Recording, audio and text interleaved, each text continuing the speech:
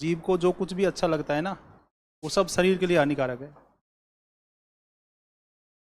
कहीं से? कौन सा दूध?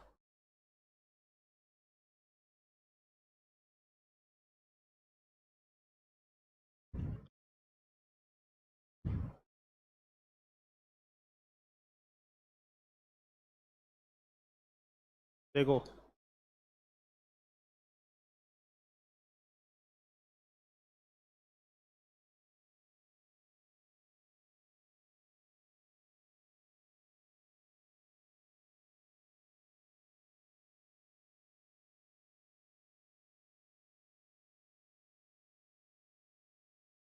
वातापी चालुक्य और कांची पल्लवों का जो समय है ना, दोनों का, गए कहाँ हैं बाकी लोग?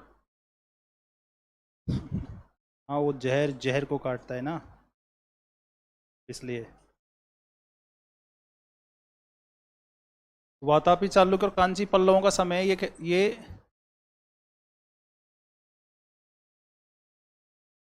कौन सा टाइम है?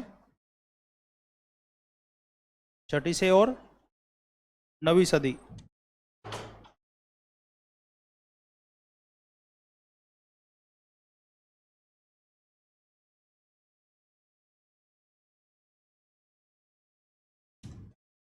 और मान्य खेत के राष्ट्रकूटों का समय है, 1 नंबर है ना, ऐसे।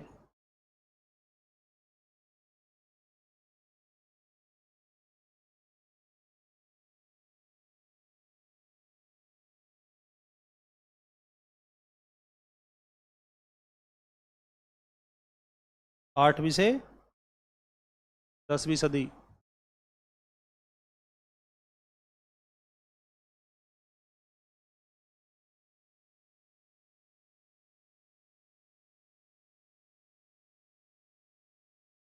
टाइम जोन का हिसाब किताब थोड़ा भाई हमारे सही रहे।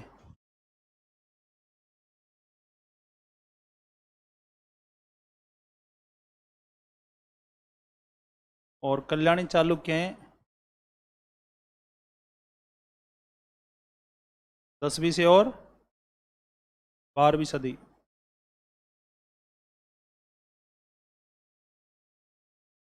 और चोल हैं 850 से और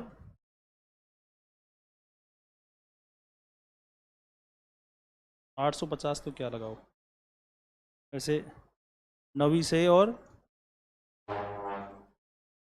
13वीं सदी। जो अपन विभिन्न राजवंश पढ़ेंगे उनका ये है।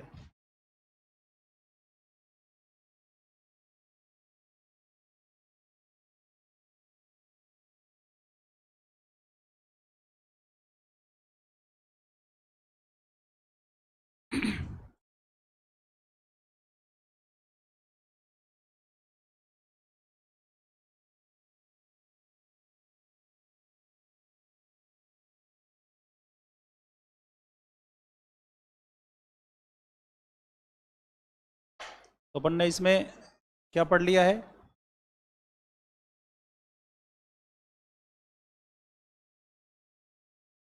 वातापी चालुक्य, कांची पल्लव, वेंगी तो पढ़ लिया, आंध्र सातवाहन संगम पहले पढ़ लिया। अब आज अपन ये तीनों पढ़ लेंगे, क्लास हो जाएगी।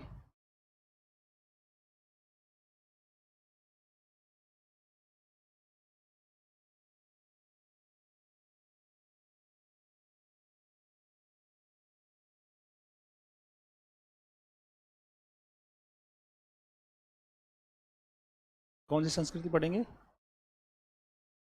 राष्ट्रकूट संस्कृति। राष्ट्रकूट संस्कृति।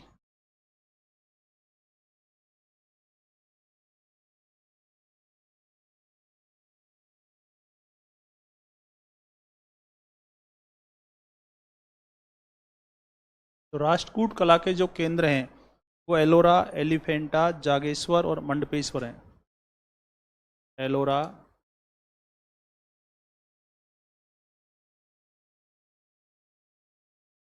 एलिफेंटा,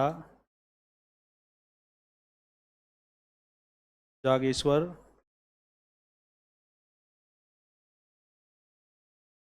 और मंडपेश्वर है। राष्ट्रकूट कला के केंद्र कौन कौन से हैं? एलोरा, एलिफेंटा और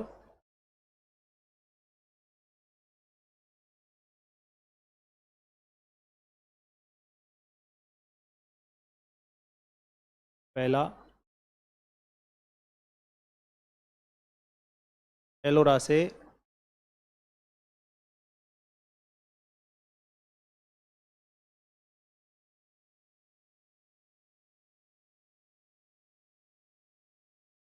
कल्याण सुंदर की मूर्ति मिली। एलोरा से क्या है? कल्याण सुंदर की मूर्ति मिली है।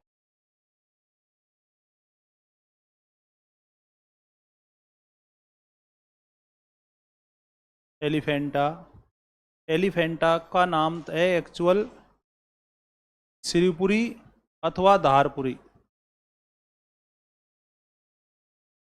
एलिफेंटा का वास्तविक नाम क्या है? और ये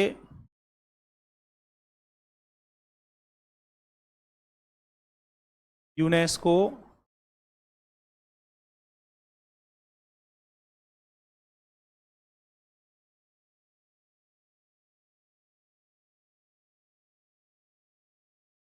वर्ल्ड हेरिटेज साइट है। क्या है ये? यूनेस्को की वर्ल्ड हेरिटेज साइट है। तो एलिफेंट, ये श्रीपुरी या धारपुरी में क्या है? हाथी की एक विशाल मूर्ति को देखकर पुर्तगालियों ने इसका नाम एलिफेंटा रख दिया।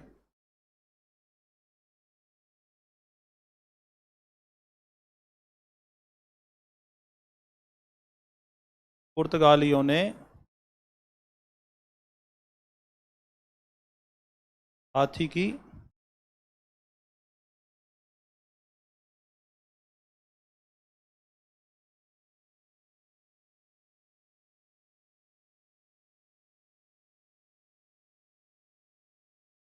विशाल मूर्ति को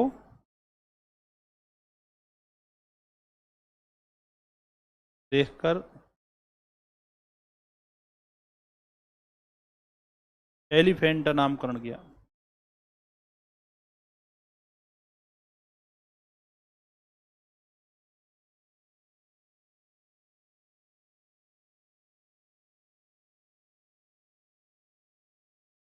पुर्तगालियों ने हाथी की विशाल मूर्ति देखकर इसका नाम क्या रख दिया?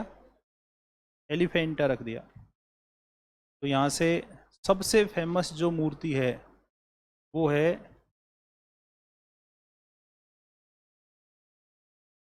महेश की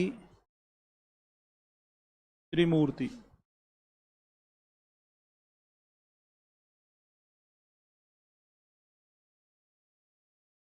राष्ट्रकूट मूर्तियों में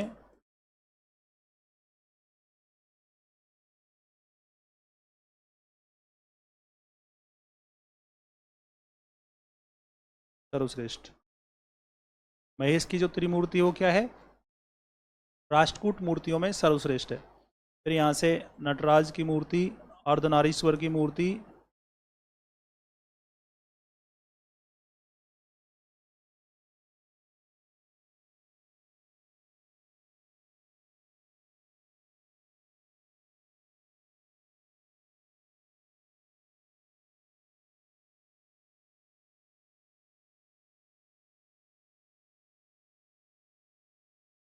सदाशिव की मूर्ति।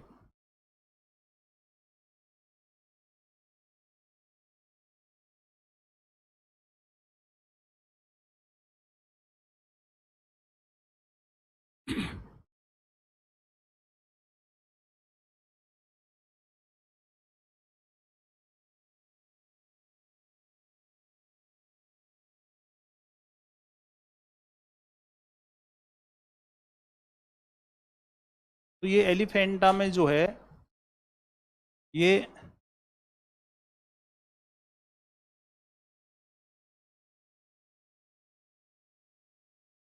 अधिकांश निर्माण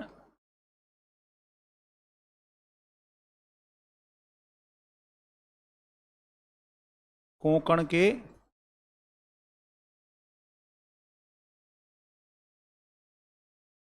शिलाहार शासकों द्वारा हुए। और शिलाहार शासक जो है वो राष्ट्रकूटों के सामंत थे।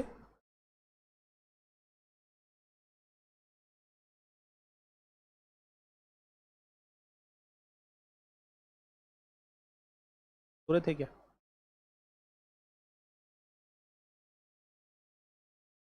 लाइब्रेरी जाना तो अपन ने बंद कर दिया था ना, मन नहीं लगता घर।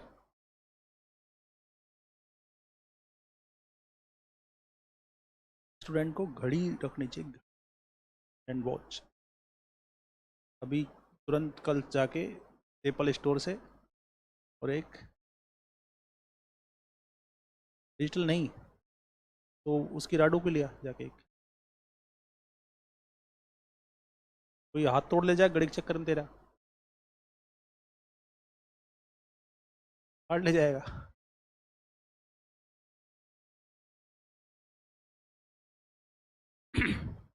अभी किसी कॉपी से उतार लेना, चेंज कर दूं। स्टूडेंट के जेब में हमेशा पेन, हाथ में हमेशा घड़ी, और क्लास में हमेशा ऑन टाइम। क्लास अगर सुबह 7 बजे है तो स्टूडेंट को 6:50 पे आ जाना चाहिए। इनमें से कोई भी एक विशेषता आप में नहीं है तो आपकी इंटेलिजेंसी दरी रह जाएगी। आप जैसे इंटेलिजेंट है ना, वो ग्रुप डी की नौकरी कर रहे हैं, पता है क्या तुमको? नहीं, जिन्होंने पीएचडी कर रखी है ना, वो सेक्रेटरीट में ग्रुप डी के फॉर्म भर दिए चपड़ासी के, होगा पता? तो आपकी योग्यता कोई मायने नहीं रखती, आपकी इंटेलिजेंसी। और ये परसेंटेज का वैसे भी कोई कोई लेना देना नहीं होता। तुम कहीं ऐसे चकनाचूर रहोगे, अच्छा मेरे इतनी परसेंटेज। ये कागज़ का एक टुकड़ा है मीना, पता है ना?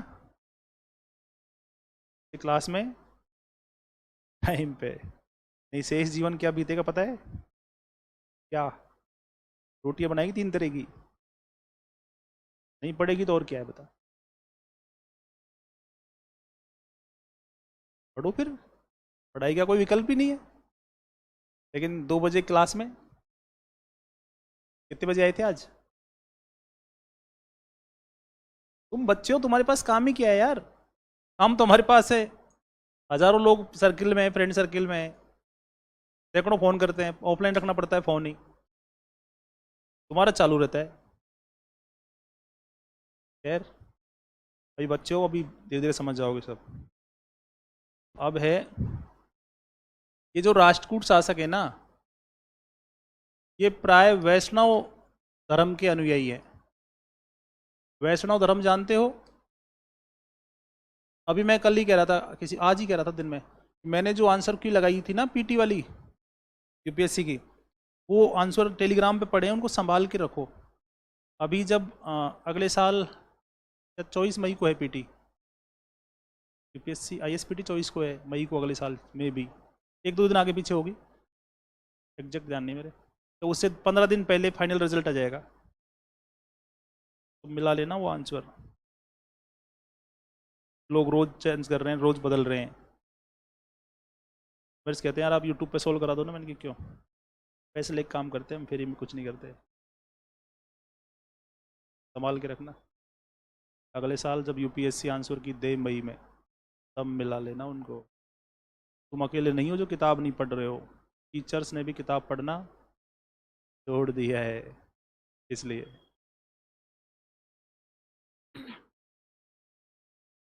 तो राष्ट्रकूट शासक जो थे वो प्राय वैष्णव उपासक थे। वैष्णव का मतलब समझते हो? तो मैंने तुमसे कहा था साउथ इंडिया की क्लास मिस मत करना तुम, वैसे ही तुम्हारा कल्चर बहुत अल्टीमेट है। अब साउथ इंडिया की पढ़ने को मिल रही है तो पढ़ डालो इसे। वैष्णव उपासक का मतलब क्या है? भगवान विष्णु के उपासक हैं। और जो वातापी, चालुक्य और राष्ट्रकूट काल है ना, यानी कि चालुक्य और राष्ट्रकूट शासकों का जो समय है,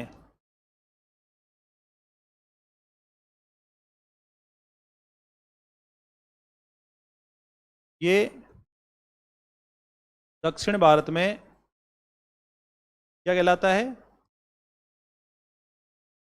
मंदिर निर्माण काल कहलाता है।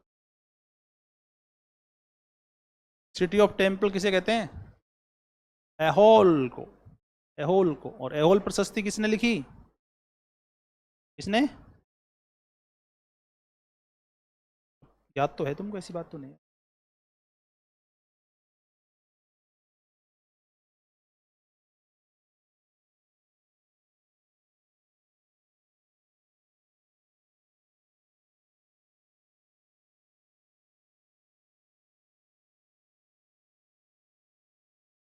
अब राष्ट्रकूट कला का जो सबसे बेहतरीन नमूना है ना, वो है एलोरा का कैलाश मंदिर।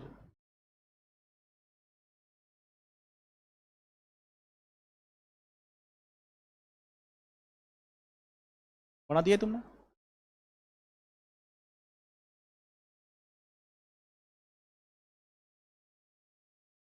एलोरा का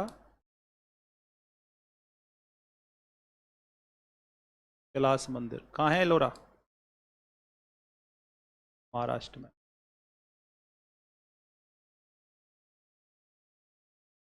ये जो मंदिर है ना, ये कृष्णेश्वर अथवा कन्नेश्वर मंदिर भी कहलाता है। और ये कैसा मंदिर है? एकात्मक है, और इसका जो शिखर है वो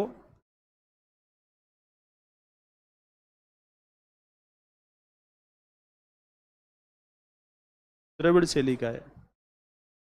इसका निर्माण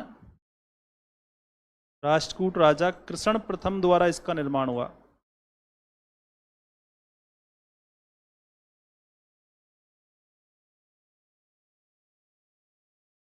एलोरा के कैलाश मंदिर का निर्माण किसने करवाया? कृष्ण प्रथम ने करवाया। इसका एक नाम और है, रंग महल।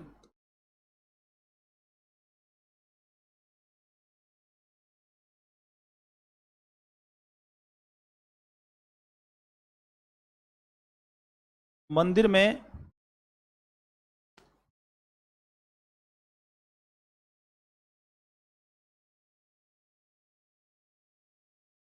एक तो हिंदू गुफा मंडप है,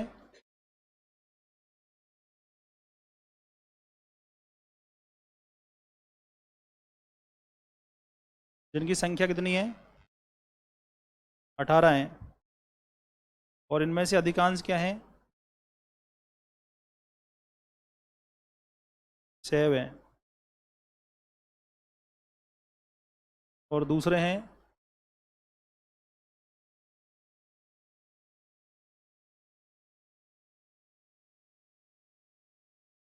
जैन गुफा मंडप, जैसे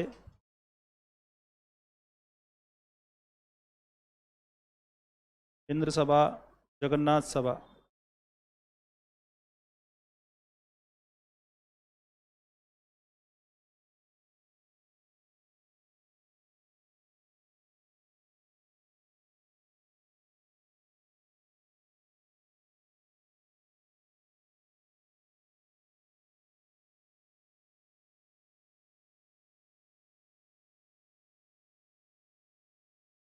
जनरली जो भी, जैसे ये कमरे में आपके सामने पिलर है, इसमें अपन जैसे कुछ भी अलंकरण करेंगे, इस पे कारीगरी करेंगे, तो इसे नीचे से ऊपर की ओर करेंगे। कहाँ से करेंगे? कोई भी चट्टान काटेंगे तो ऐसे ही काटेंगे।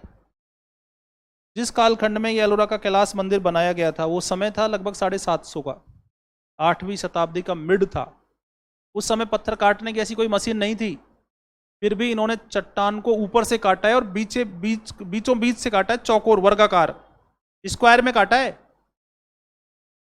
अपन नीचे से काटते हैं ना, इन्होंने हिल को कैसे काटा है? ऊपर से काटा है और स्क्वायर में काटा है।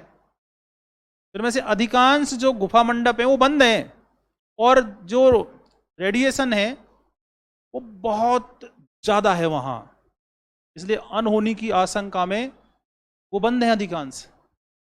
भारतीय वास्तुकला का एलोरा का कैलाश मंदिर एक अद्भुत नमूना है, एक आश्चर्य है, एक आश्चर्य है अपने आप में। ठीक है।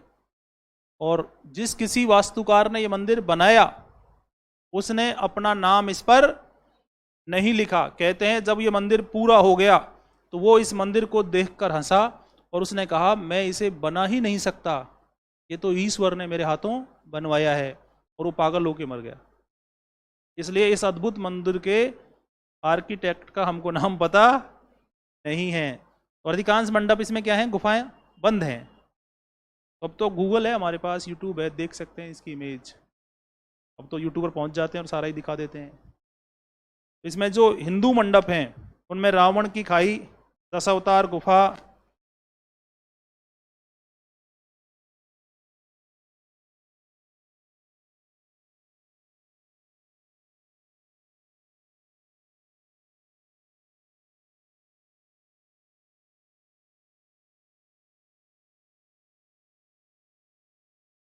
सीता जी की कहानी, 10 अवतार गुफा,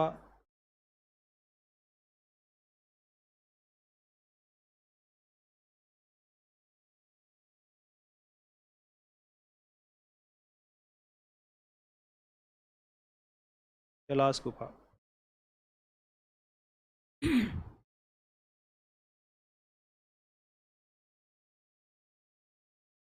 सीता जी की नानी को एलोरा का मतलब सबसे भव्य है ये।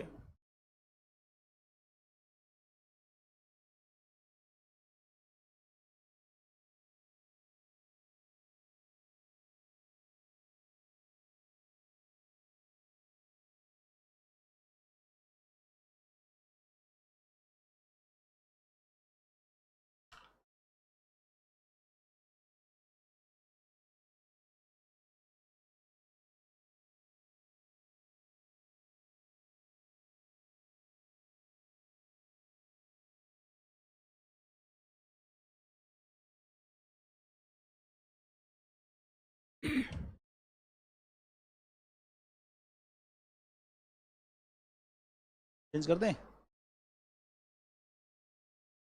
अब है इनका साहित्य, राष्ट्रकूट शासकों का क्या साहित्य। तो इनमें जो सबसे पहला था वो था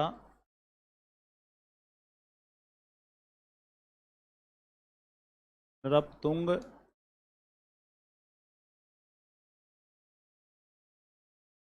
सर्व अमोघ वर्ष। इसकी जो रचनाएं हैं वो पहली है कविराज मार्ग।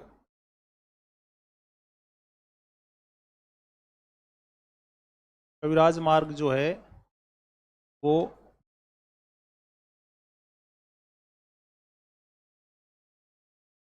कन्नड़ साहित्य का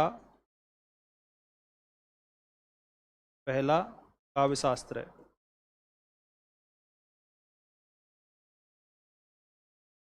और इसकी दूसरी किताब है प्रश्नोत्तर रत्न मलिक।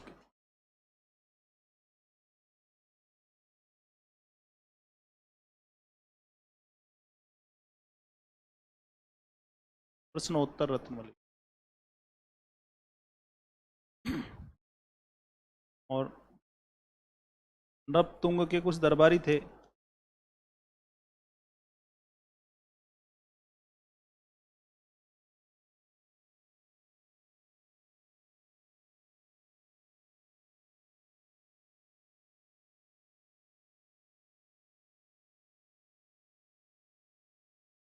इसके दरबारियों में पहला है महावीराचार्य।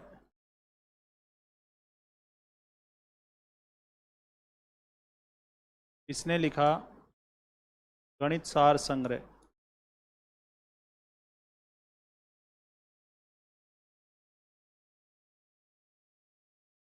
का दूसरा दरबारी था शाकटायन।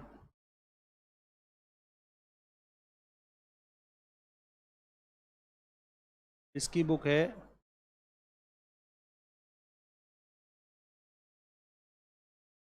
अमोघवर्ती। शाकटायनी किताब क्या है? अमोघवर्ती। और तीसरा है जिनसेन।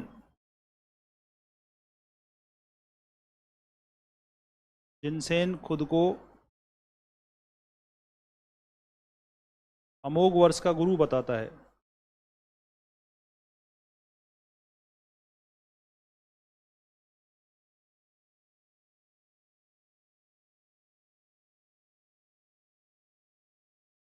और इसकी जो बुक्स हैं,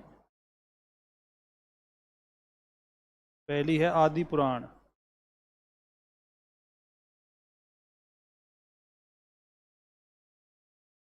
जिनसेन की पहली किताब है आदि पुराण या महापुराण।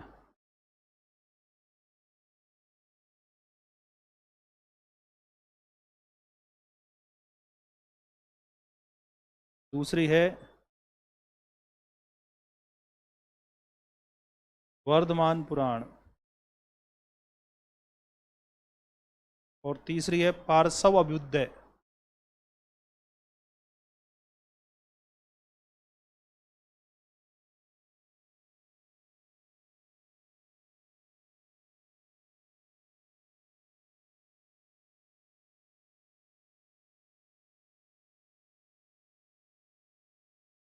पार्श्व जो अभ्युदय इनकी किताब है, ये कालिदास के मेघदूत से प्रेरित है। महाकवि कालिदास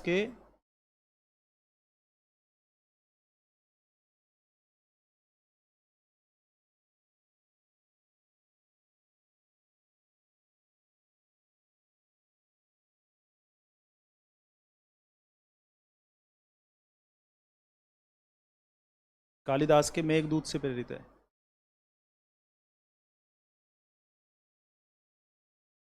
नृपतुंग के समय एक यात्री आया था,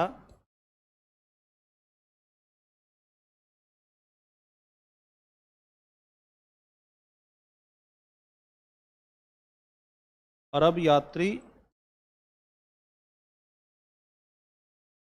सुलेमान। और सुलेमान कहता है कि सर्व अमोघ वर्ष दुनिया के 4 शक्तिशाली शासकों में आता है।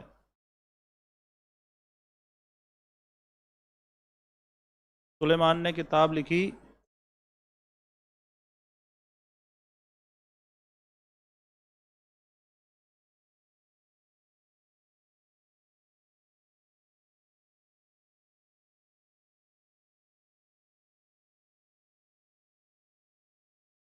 अखबार अल सिंध वल हिंद।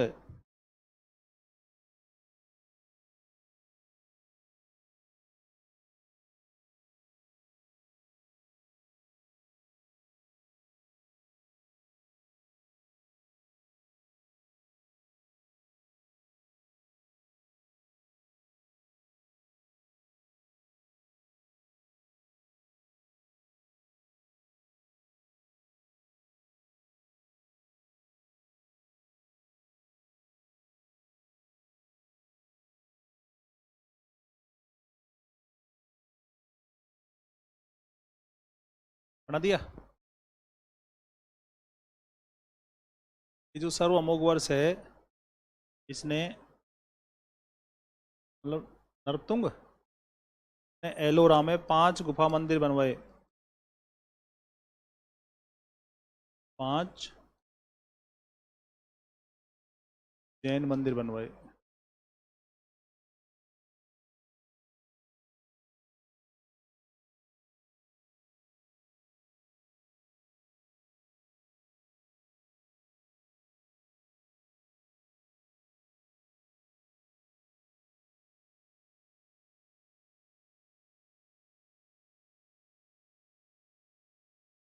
बना दिया। अभी जो दक्षिण भारतीय राजवंश हैं,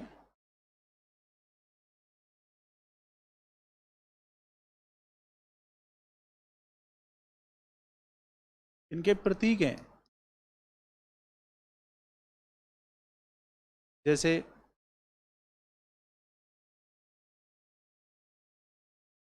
शेर प्रतीक है धनुष,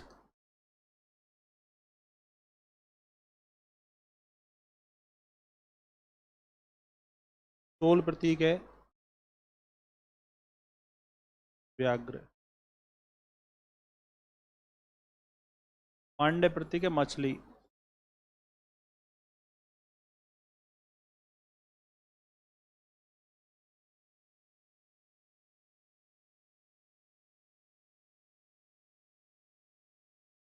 वरहा।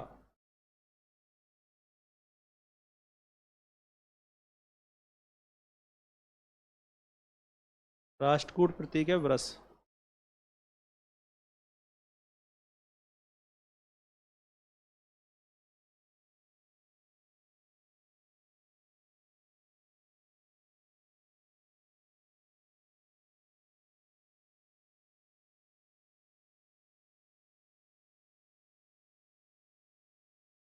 आंध्र सातवाहन शासकों के प्रतीक है सिंह, त्रिकूट, हस्ती, चैत्य।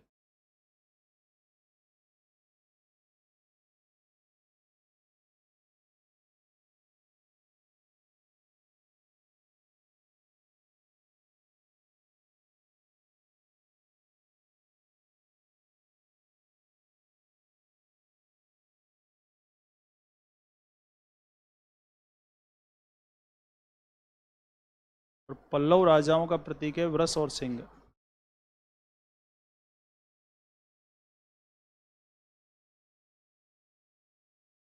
चालुक्य राजाओं का प्रतीक क्या है?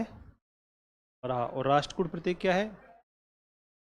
तो ये राष्ट्रकूट शासकों में एक शासक था ध्रुव धारावर्ष।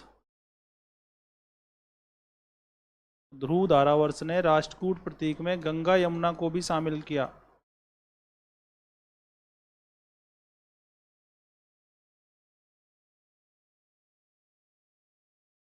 ध्रुव धारावर्ष ने राष्ट्रकूट प्रतीक में वृक्ष के साथ साथ क्या शामिल कर दिया?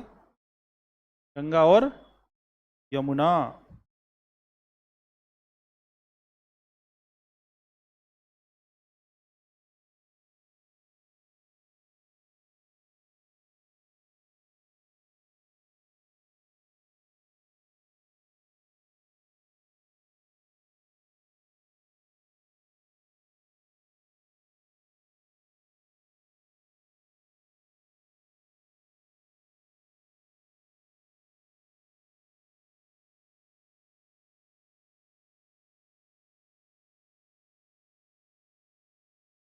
चेंज कर दें?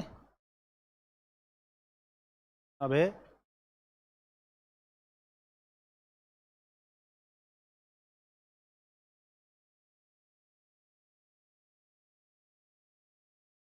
कल्याणी चालुक्य कला। कल्याणी के शासक कब से कब तक हैं?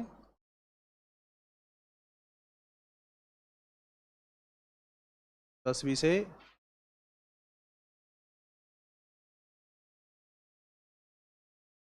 इनमें एक महावीर सिंहासन है और ये किसु कोडल स्थान पर है। किसु वोडल।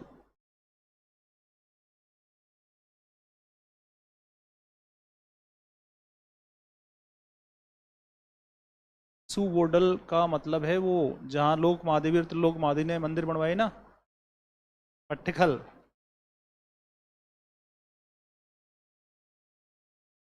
पट्टकल में। और इस पर क्या होता था?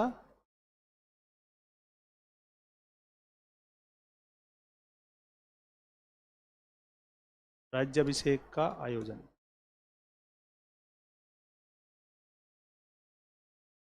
चालुक्य राजाओं का राज्याभिषेक समारोह पट्टकल में होता था।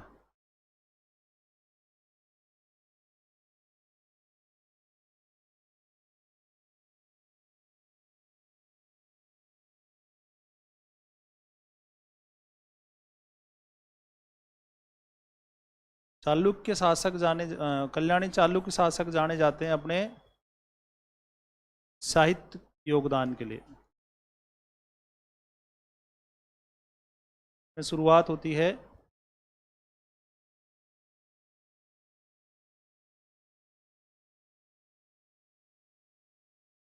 कन्नड़ के त्रिरत्न कवि पन्न, कवि पौन्न और कवि रन्न। कन्नड़ के त्रिरत्न कहलाते हैं कौन? कवि पंप, पन्न नहीं, कवि पंप, पौन्न और रन्न।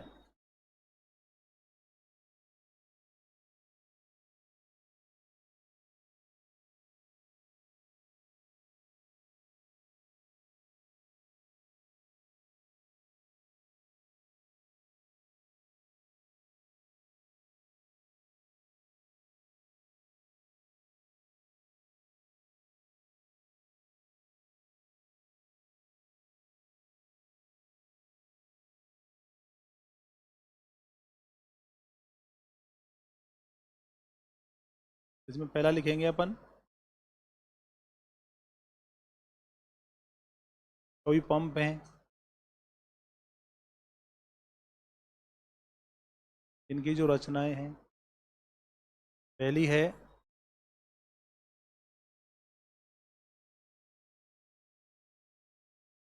पंप भारत। पहली किताब का नाम क्या है? पंप भारत। नाम से ही पता चल रहा है महाभारती कथा है। इसे बोलते हैं विक्रमार्जुन विजय।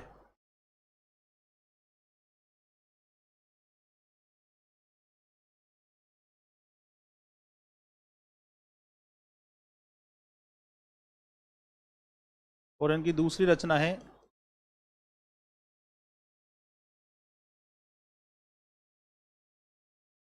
आदि पुराण। फिर एक कवि पौन्न।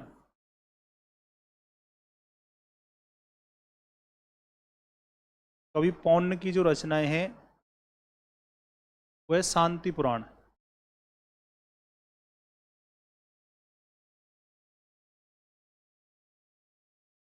जैन तीर्थंकर शांतिनाथ जी के ऊपर है। और जो आदि पुराण है वो ऋषभ देव जी के ऊपर है। और फिर एक कवि रन्न।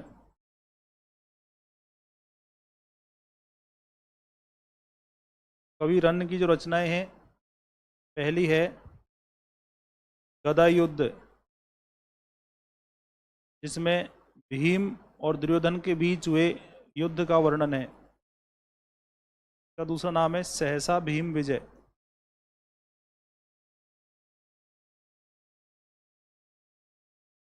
सहसा भीम विजय। दूसरा अजीत पुराण।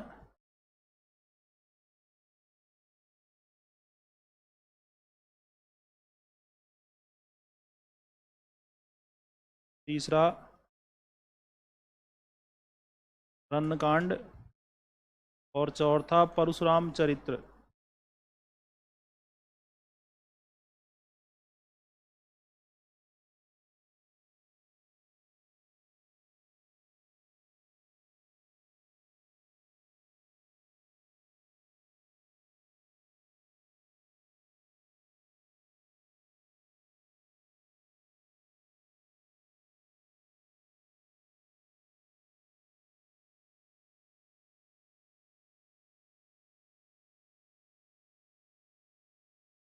दिया।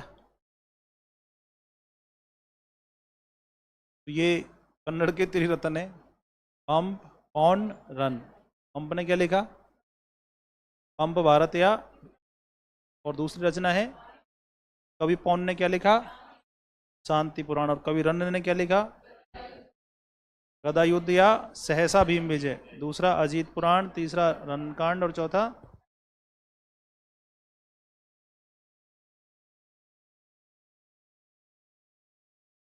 अब जो अन्य लेखक हैं, इसमें पहला है, गुजरात नहीं कह सकते, लाट देश का सौडल।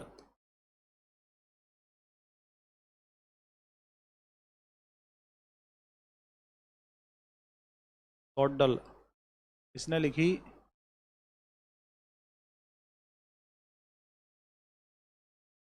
उदय सुंदरी कथा। और उदय सुंदरी कथा बाण के हर्षचरितम से प्रेरित है।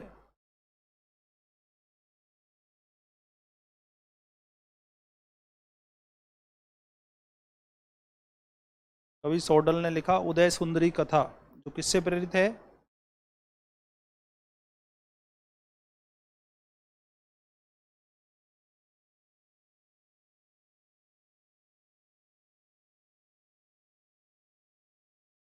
नाग वर्माचार्य ने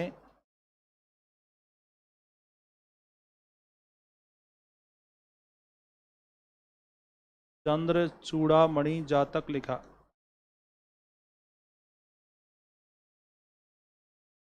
नाग वर्मा ने लिखा और धनंजय ने लिखा द्विसंधान काव्यम।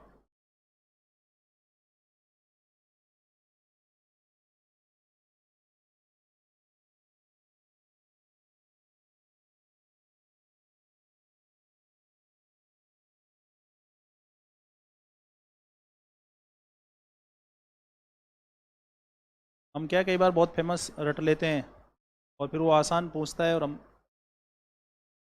छोड़ने को मजबूर हो जाते हैं। जैन कवि वाड़ीराज।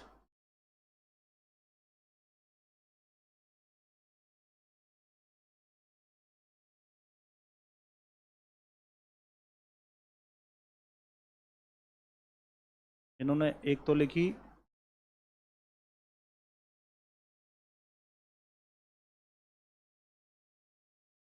यशोधर चरित्र और दूसरी लिखी पार्श्व चरित्र, पार्श्वनाथ चरित्र।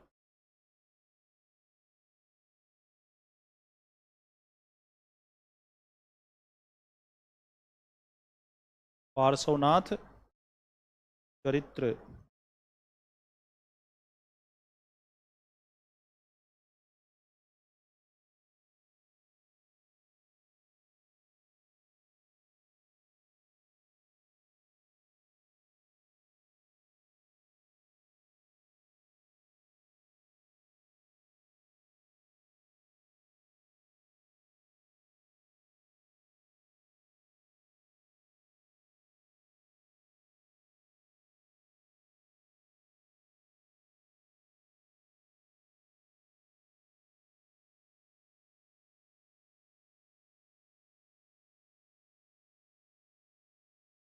श्रीधराचार्य, इन्होंने लिखा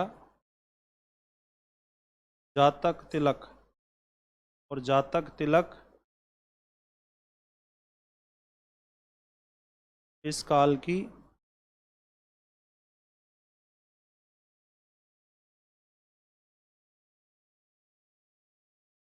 पहली ज्योतिष पुस्तक है। राष्ट्रकूट काल की ज्योतिष पर पहली पुस्तक कौन सी है? जातक तिलक।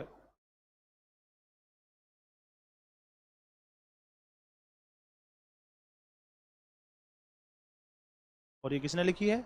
श्रीधराचार्य ने।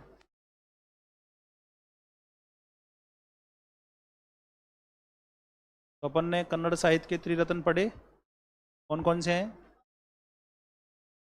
कवि पंप पौन्न,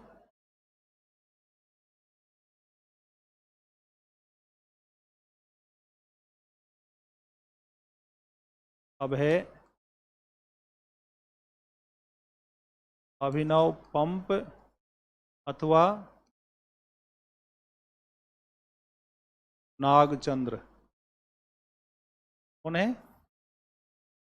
वो पंप नहीं है, ये कौन है? इसकी जो पुस्तकें हैं, एक तो है रामायण जी, एक है मल्लिनाथ पुराण,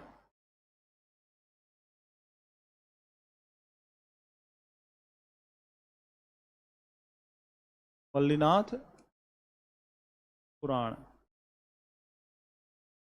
दूसरी है रामचंद्र चरित्र पुराण। रामचंद्र चरित्र क्या है? रामायण जी है ना।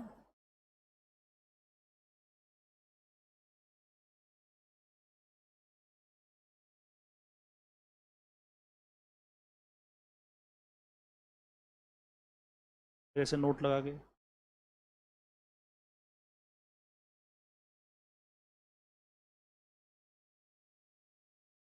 चामुंडा राय पुराण का लेखक क्या है? अज्ञात है। इसी समय एक और रचना लिखी गई, कौन सी? चामुंडा राय पुराण, लेकिन उसके लेखक का हमको पता नहीं है। और ये कन्नड़ साहित्य का पहला गद्य है।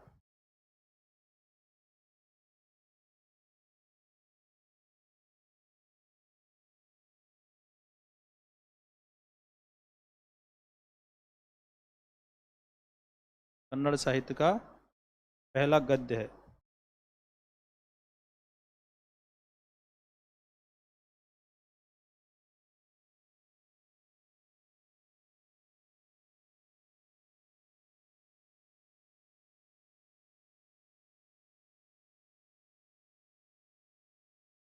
उसके बाद है नाग वर्मा। नाग वर्मा ने पहली रचना लिखी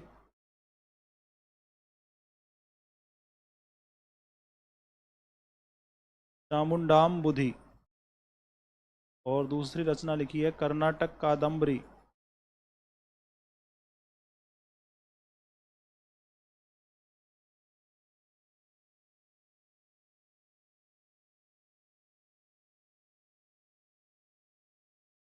चामुंडाम बुद्धि है, ये कन्नड़ की पहली छंद शास्त्रीय रचना है।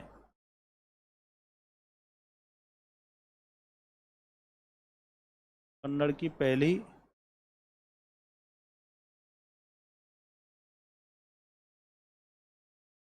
छंद शास्त्रीय रचना है।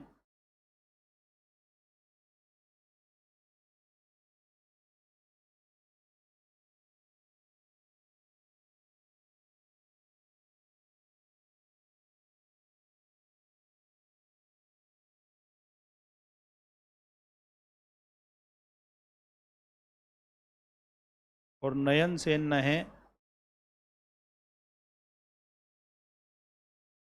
धर्म अमृत। नयन सेन की किताब का नाम क्या है? धर्म अमृत ग्रंथ।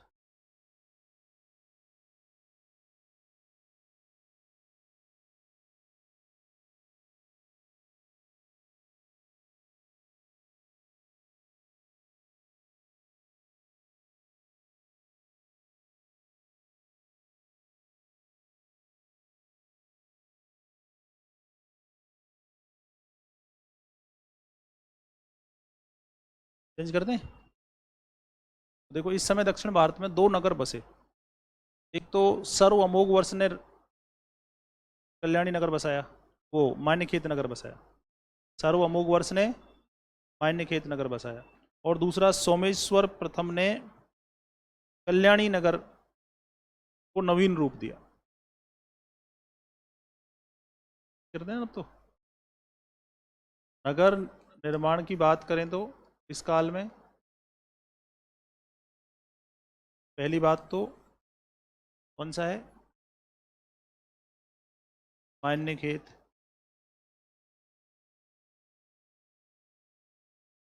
तो ये नृपतुंग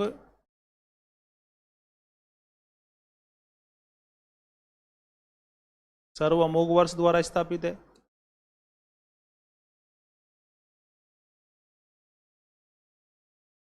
और दूसरा कल्याणी की बात करें तो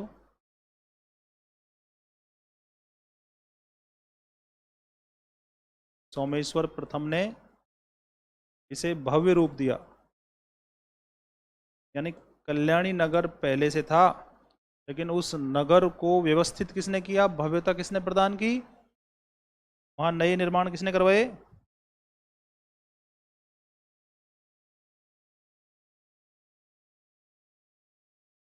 और विक्रमादित्य सिक्स्थ ने विक्रमपुर नगर बसाया।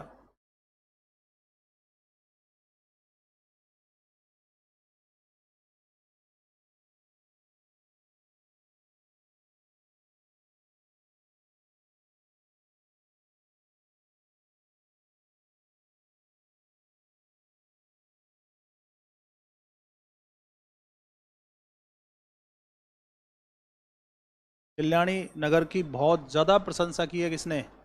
विज्ञानेश्वर ने। कल्याणी नगर की बहुत ज्यादा प्रशंसा की है कवि विज्ञानेश्वर ने।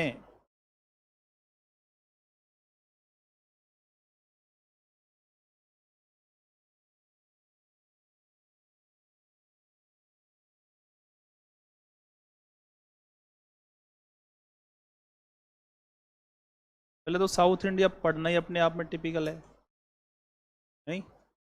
फिर दूसरा हम उसमें भी कल्चर पढ़ रहे हैं, इसलिए इसमें रेगुलरिटी का बहुत मायने है। ये पता नहीं चलेगा चल क्या रहा है। तो घर जाके पढ़ो, कोई भी समस्या आए तो फिर अगले दिन आके पूछो, ताकि क्लियरिटी आए। अपन इस कॉपी को तो घर जाके रख देते हैं, पढ़ते हैं। बताओ।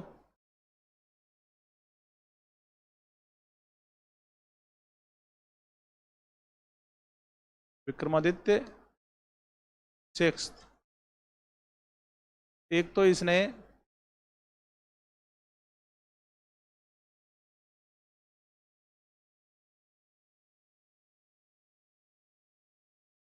चालुक्य विक्रम संवत कब?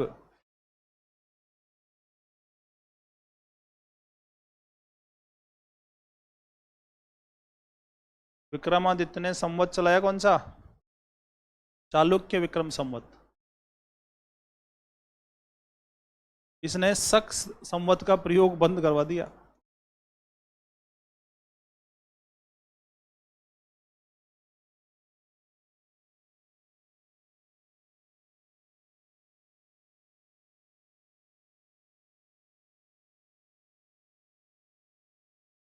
ये अपने दरबारियों की वजह से बहुत प्रसिद्ध है। वैसे भी ये कल्याणी चालुक्यों में सबसे ताकतवर राजा हुआ है।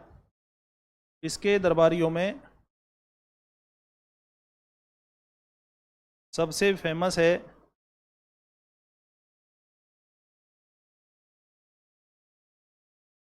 विज्ञानेश्वर। तो विज्ञानेश्वर की अपन रचनाओं की बात करें, विज्ञानेश्वर ने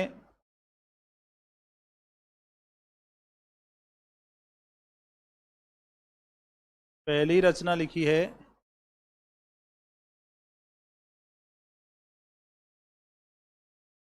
मिताक्षरा टीका, और मिताक्षरा टीका है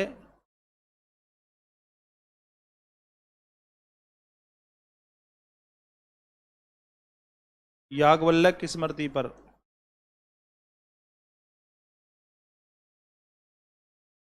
दूसरी बात ये इंपॉर्टेंट है कि पूर्वोत्तर के अतिरिक्त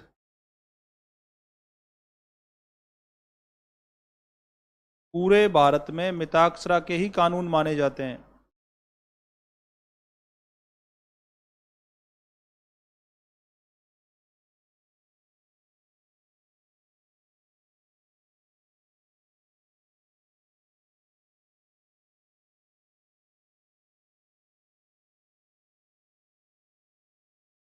विज्ञानेश्वर अपनी प्रशंसा में कहता है कि विक्रमादित्य जैसा राजा, मेरे जैसा कवि और कल्याणी जैसा नगर ना तो हुए थे, ना है, ना होंगे। नहीं, दूसरी किताब है इसकी त्रिशत श्लोकी। थर्ड किताब है इसकी असोच दशक।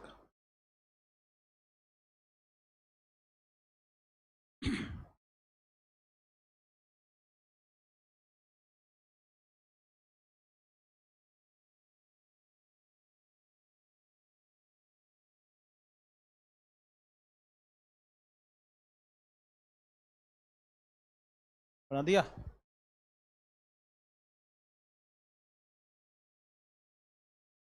विक्रमादित्य के दरबार का दूसरा लेखक था विल्हण, और विल्हण कश्मीरी था। अगर हम इसकी रचनाओं की बात करें तो पहली है विक्रमांक देव चरितम।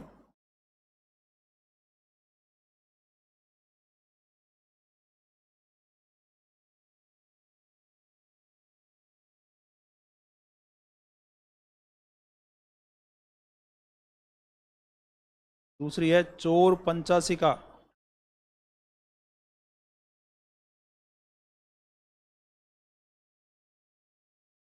तीसरी है शांति शतक।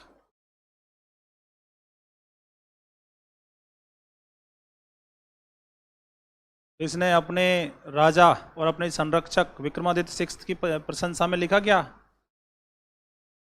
विक्रमादित्य सिक्स्थ की जीवनी है ये। और इसकी एक और रचना है कर्ण सुंदरी।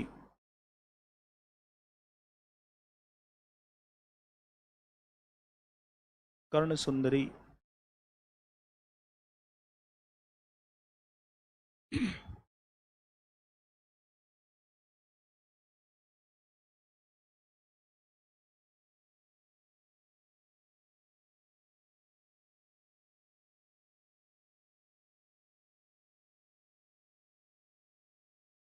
ये अपन ने पढ़ा क्या? विक्रमादित्य सिक्स्थ। विक्रमादित्य सिक्स्थ की जो सांस्कृतिक गतिविधियां थी वो। अब इनमें एक और शासक है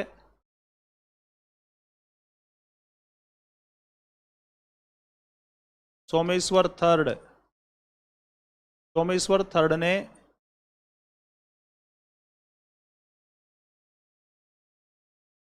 भूलोक मल्ल संवत चलाया।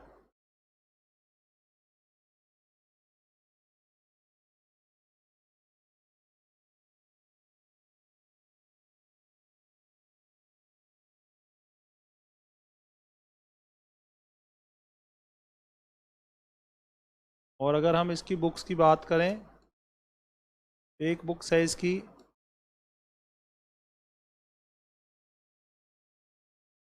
मानसो उल्लास, जिसका दूसरा नाम है अभिलाषार्थ चिंतामणि।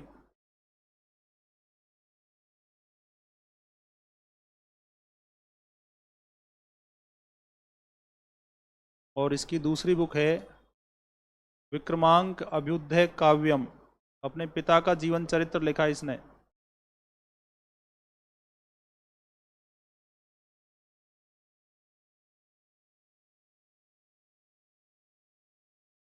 विक्रमादित्य सिक्स्थ का बेटा था ना ये, पिता की बड़ाई लिख दी भाई इसने। विक्रमांक अभ्युदय काव्यम।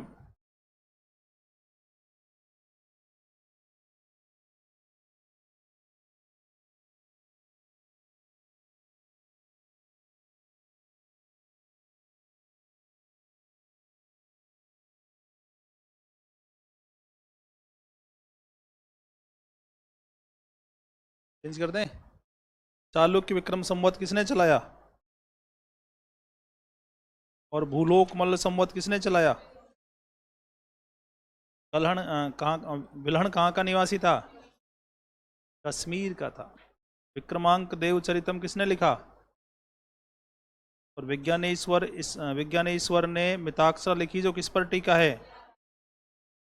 इस पे है याज्ञवल्क्य स्मृति पर।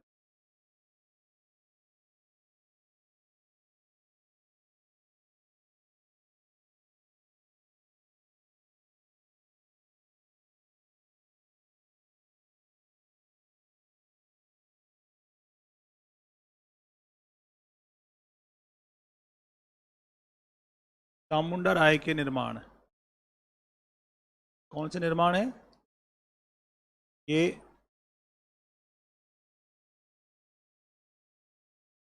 गंग राजा का मंत्री था, ये निर्माण करवाए इसने 980 ईस्वी में। वैसे ही भाई टाइम का पता रहे। पहला है इसने चामुंडा बसादी। और बसादी क्या होते हैं? जैन मठ।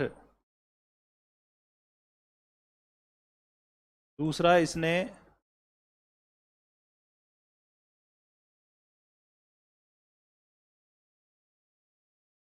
श्रवण बेलगोला, यानी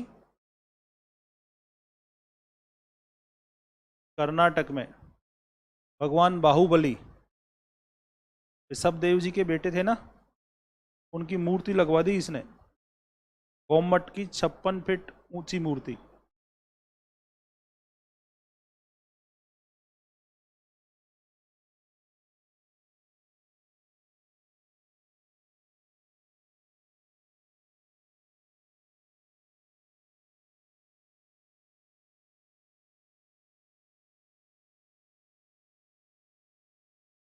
गोमट जो है ये पहले तीर्थंकर ऋषभ देव जी के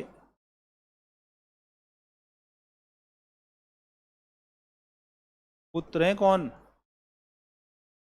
भगवान बाहुबली। और यहाँ एक उत्सव मनाया जाता है,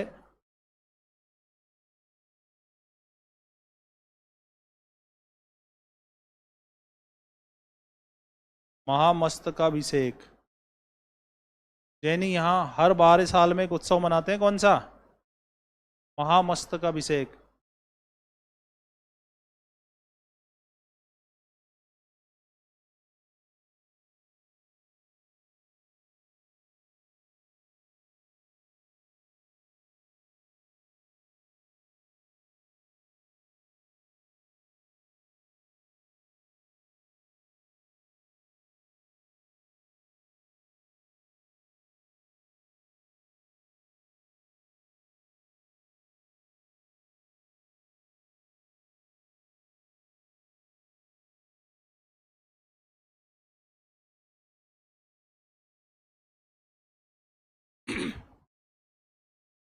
क्या?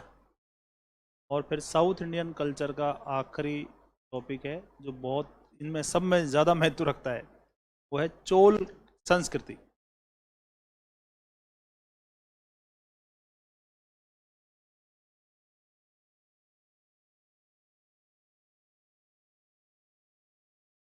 चोल संस्कृति कब से कब तक? हालांकि पतन 12वीं सदी में ही हो गया था, लेकिन 13वीं सदी तक खींचते रहे। चोल जो काल है ये तमिल का, चाहे तमिल साहित्य हो चाहे संस्कृति हो, इसे तमिल संस्कृति का क्या बोलते हैं? स्वर्ण युग।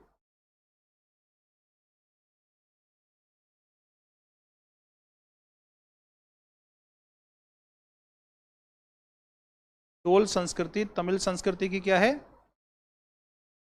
क्लासिकल एज है, क्लासिकल एज है।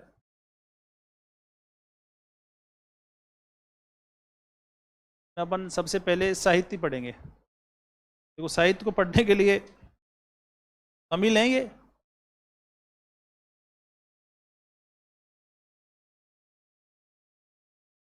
चोल साहित्य पढ़ने से पहले आप एक बात देखो कि जो द्रविड़ परिवार है ना भाषाओं का, इसमें 4 भाषाएं हैं। पहली कौन सी है? तमिल, जो सबसे प्राचीन है। तमिल की उत्पत्ति कैसे मानी जाती है? भगवान शिव के डमरू के जो सूत्र हुए उनसे। दूसरी है तेलुगु। तीसरी है कन्नड़। और चौथी है मलयालम। ये सबसे नवीन है।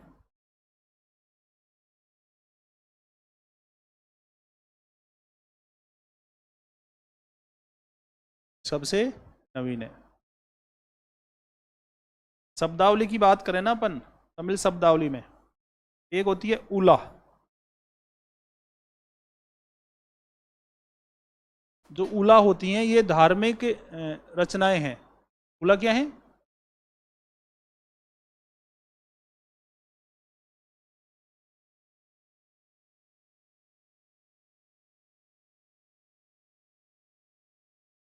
परणी। तीसरी है वेणवा। तो उला जो है वो मध्यकालीन भारत में क्षेत्रीय साहित्य की प्रमुख रचनाएं तमिल देश में। जैसे अपने राजस्थानी में ख्यात और वात है। जैसे अपने यहाँ रासो साहित्य है ना, वैसे तमिल क्षेत्र में युद्ध काव्य क्या है? परणी।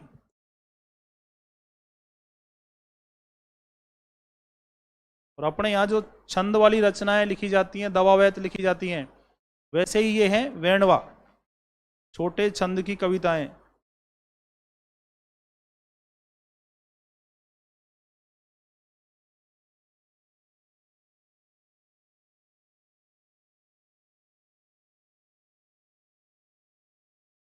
तो जब तमिल साहित्य पढ़ो तो सबसे पहले तो ये पता हो कि उला क्या है, परणी क्या है, वेणवा क्या है। क्योंकि आगे किताबों के नाम आएंगे ना, प्रत्येक पे उला लिखी। उला का मतलब क्या है? धार्मिक रचनाएं। ऐसी रचनाएं जिनसे हमें किसका पता चलता है? धर्म का। धर्म का। तो जब राजाओं का वर्णन होगा तो उसके साथ साथ हमको, अरे धर्म का, समाज का, इनका भी तो पता चलेगा ना हमको।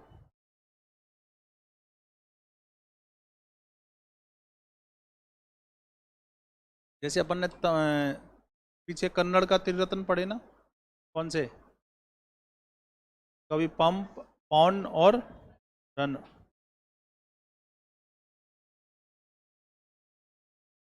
बना दिए कि सबने?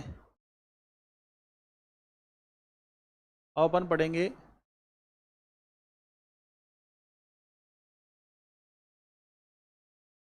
तमिल के त्रिरत्न। अभी अपन क्या पढ़ेंगे? तमिल के त्रिरत्न। और यह है ओट कुट्टुअन, कंबन, पुल्गनेदी।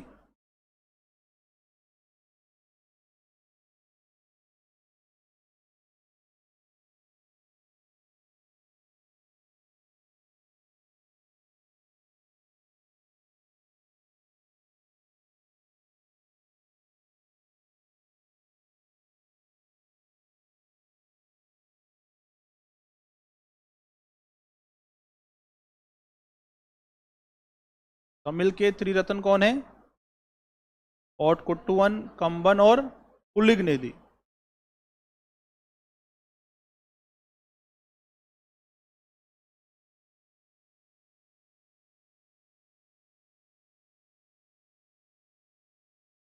अब इसमें पहला पढ़ेंगे कौन सा? ओटकुट्टुवन है।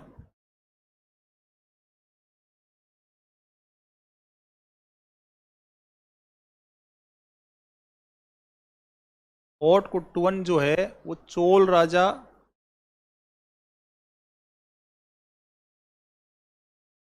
विक्रम चोल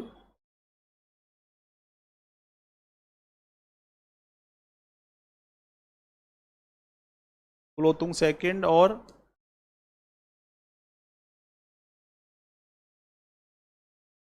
राजराज तृतीय का दरबारी था।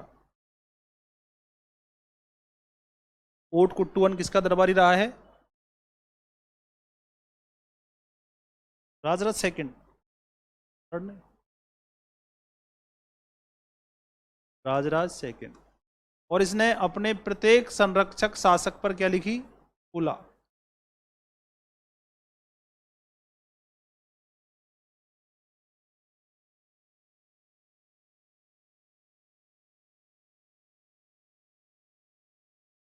तो पता चल गया उला क्या थी, इसलिए पहले आपको टर्म्स बताई।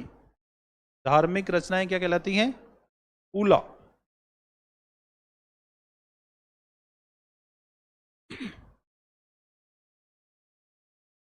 और दूसरा शासक कौन है? कंबन। कंबन ने क्या लिखा? कंबन ने वाल्मीकि रामायण का तमिल अनुवाद किया है, किस नाम से? तमिल तमिल रामावतारम। रामायण का तमिल अनुवाद किया है रामावतारम, उसको बोलते हैं कंबन रामायण।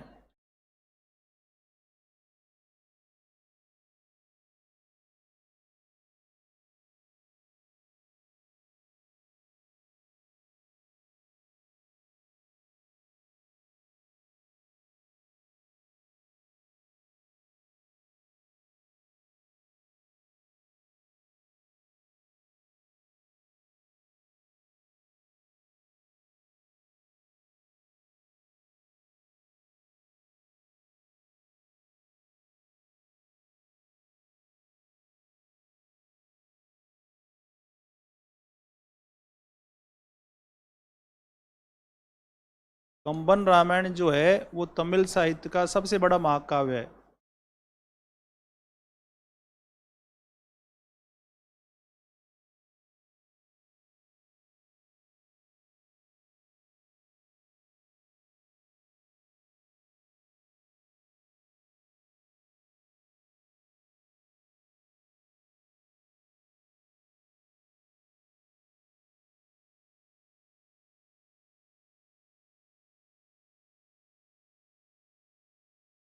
तीसरा है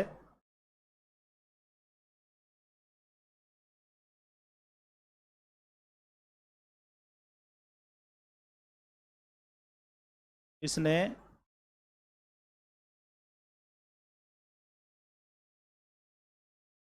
नल दमयंती का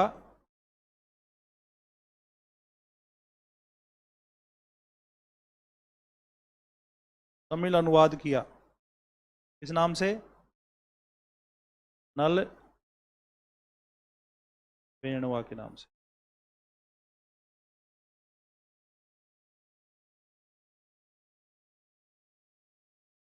नल वेणुआ के नाम से।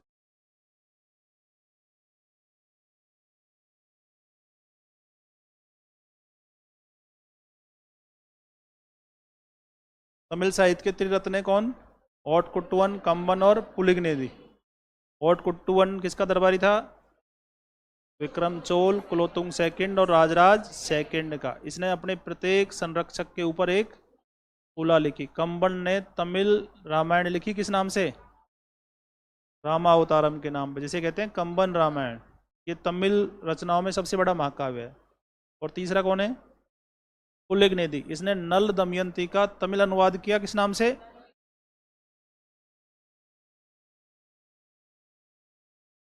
अब जो चोल राजा था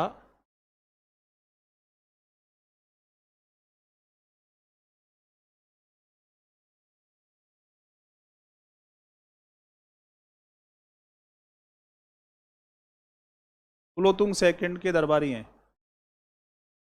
एक साथ ही बता देते ना सबको। कुलोतुंग सेकंड का दरबारी है ओटकुट्टुअन,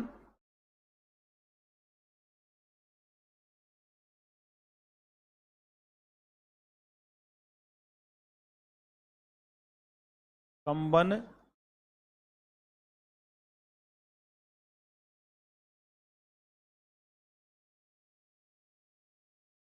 और तीसरा है चेक्किलार, चेक्किलार।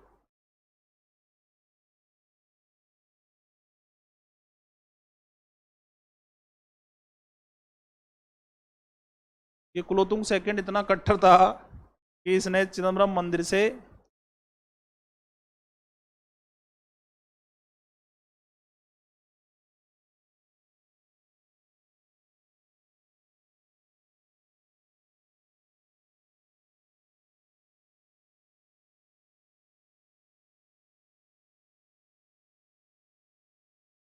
गोविंदराज की मूर्ति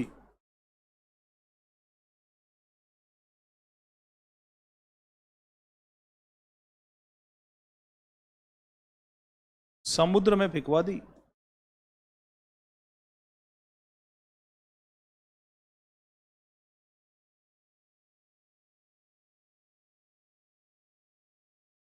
रामानुज इस मूर्ति को उठा के और तिरुपति ले आया और तिरुपति में स्थापित करवाई।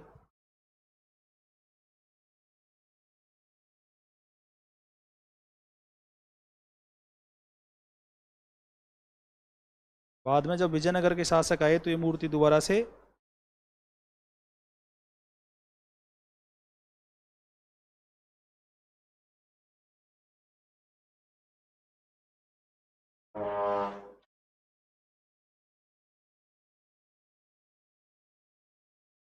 चेंज कर दें। तमिल साहित्य में अपन क्या देखेंगे अब? प्रमुख लेखक, सबसे पहले देखेंगे परांतक प्रथम के समय जिन्होंने ऋग्वेद पे भाष्य लिखा, ऋग्ध दीपिका। कौन थे? वेंकट माधव।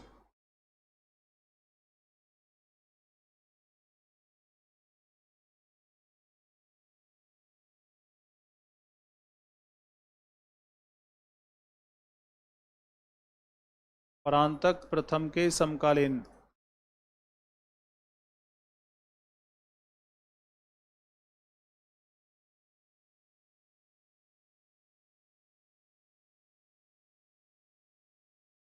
ऋग्वेद पर टीका लिखी ऋग्ध दीपिका। ऋग्वेद पे टीका लिखी इन्होंने कौन सी? ऋग्ध दीपिका।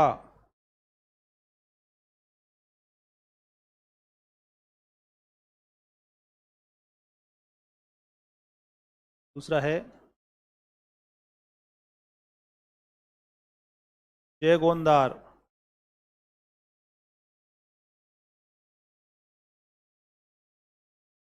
कुलोतुंग प्रथम का दरबारी।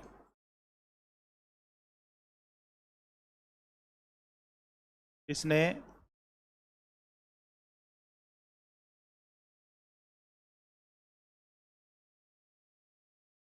कलिंग तू पर्णी काव्य लिखा।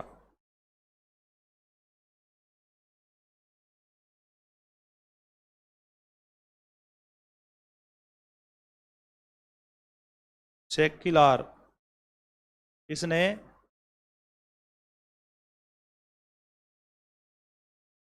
पेरिय पुराण लिखा, जिसे तमिल साहित्य का पांचवा वेद कहते हैं। सेक्किलार ने क्या लिखा? पेरिय पुराण। क्या है ये?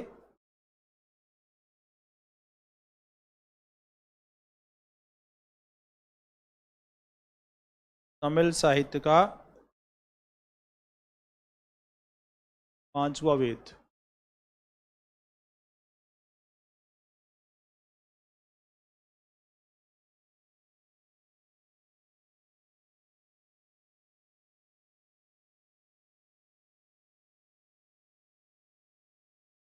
इसके बाद है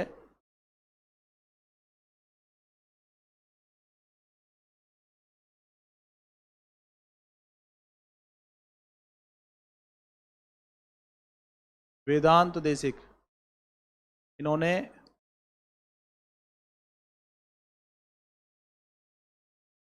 हंस संदेश लिखा।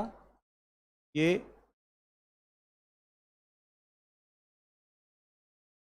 कालिदास के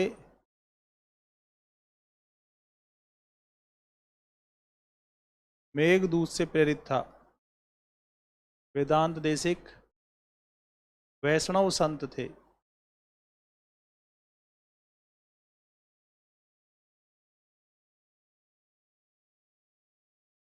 और कल्लाडार ने बुक लिखी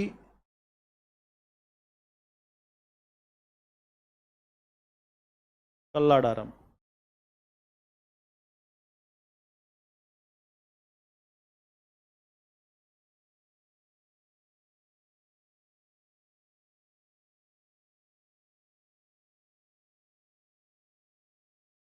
और तोली मोली ने लिखा सूलमणि।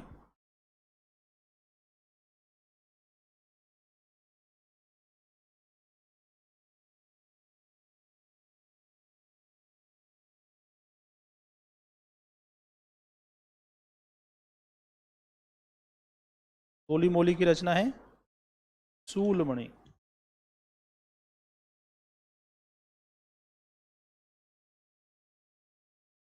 तो महाभारत का तमिल अनुवाद किया था पेरुन देवार ने। महाभारत का तमिल अनुवाद किसने किया? पेरुन देवार ने। और इस अनुवाद को पूरा किया विल्ली पुतनार ने। और महाभारत का तेलुगु अनुवाद किसने किया? नन्न भट्ट ने कन्नड़ में किया। तेलुगु अनुवाद किया टिक्कन ने।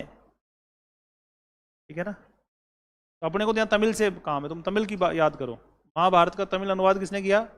पेरुन देवार। और इसे पूरा किसने किया? विल्ली पुतनार ने।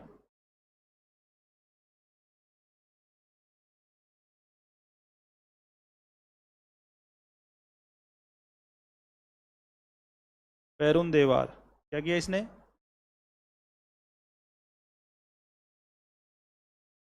महाभारत का तमिल अनुवाद। 13वीं सदी में ये अनुवाद पूरा किया विल्ली पुतनार ने। पूरा नहीं कर पाया था ये अनुवाद।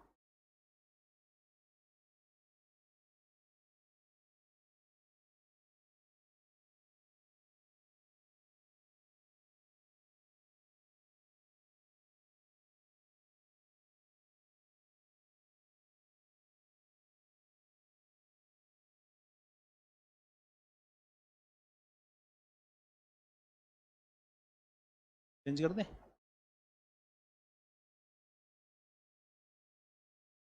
अब है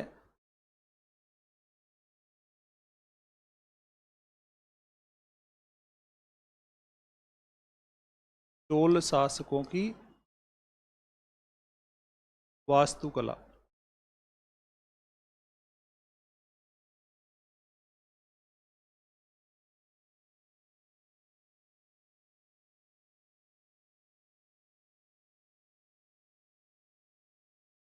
एक बात स्पेशल ध्यान रखो यहाँ, जी जे डुबरिल, इसने दक्षिण भारत के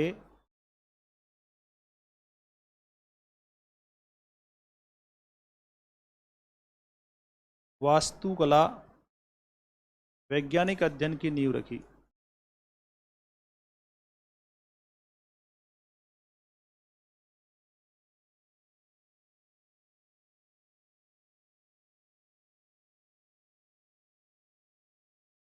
दक्षिण भारत की वास्तुकला के वैज्ञानिक अध्ययन की नींव किसने रखी? जी जे डुबरिल ने रखी।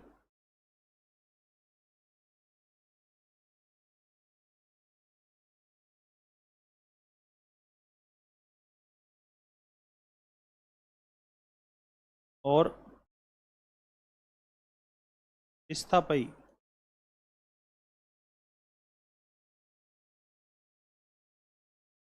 मंदिर के मुख्य मूर्तिकार को, मुख्य मूर्तिकार गर्भगृह की मूर्ति, उसे क्या कहेंगे? स्थापई।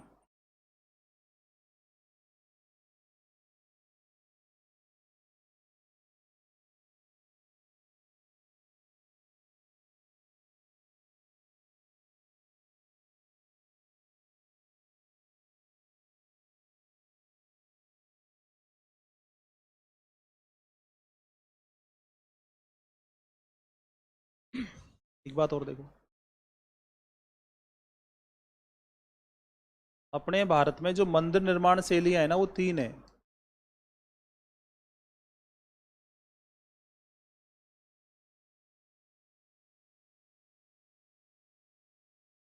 में एक तो है नागर शैली, जो कहाँ है?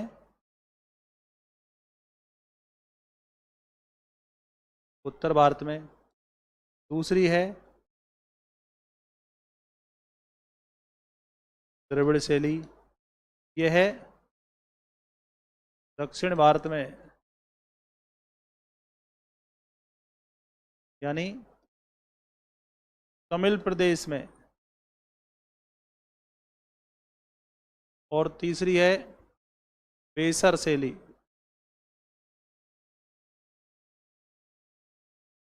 इसका मतलब है नागर प्लस द्रविड़ का मिश्रण। और ये होयसल शैली या चालुक्य शैली भी कहलाती है, क्योंकि होयसल और चालुक्य राजाओं ने अपने अधिकांश निर्माण इसी शैली में करवाए। कल अपन ने बात की थी कि द्रविड़ शैली का आरंभिक रूप जो है वो अपने को पल्लव राजाओं के कांची के मंदिरों में दिखाई देता है। और बेसर शैली जो है वो मध्य भारत में, यानी विंध्याचल पर्वत से और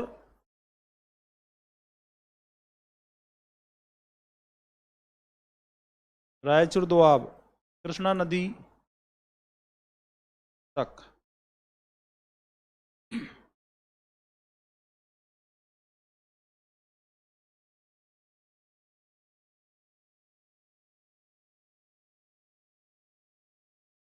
अब जो द्रविड़ शैली की जो विशेषता है ना, वो 3 है।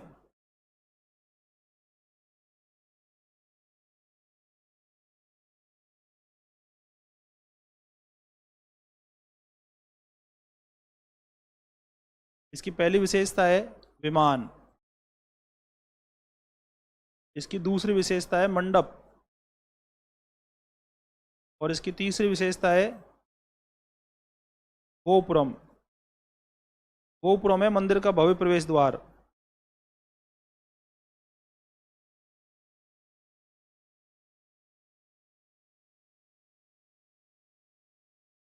ये मंदिर के एंट्री गेट को इतना जोरदार बनाते हैं कि अपने को ऐसे लगेगा कि जैसे यही मंदिर है। बाद में पता चलेगा ये मंदिर नहीं है, ये तो एंट्री गेट है। और ये किसने, किसकी देन है? पांडे शासकों की।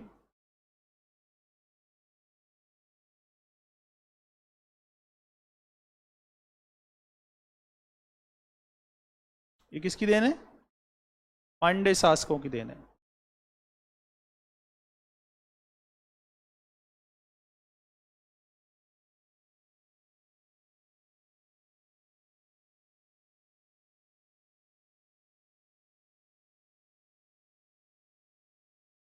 तो अपन अब बात करेंगे क्या?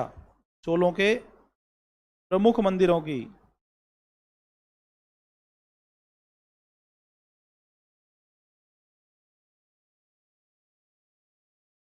बना दिया कि ये?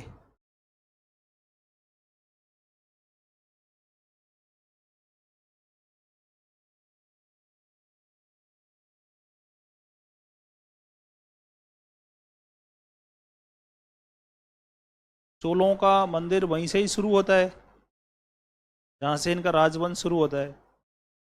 और इनका पहला राज शासक था कौन? विजयैल्य। तो विजयालय ने बनाया चौलेश्वर मंदिर। एक और विशेष ध्यान रखो, सभी जो चोल शासक थे ना वो भगवान शिव के उपासक थे। सभी चोल शासक कौन थे? भगवान शिव के उपासक थे। सभी मंदिर किसको अर्पित बनेंगे? शिव जी को अर्पित है।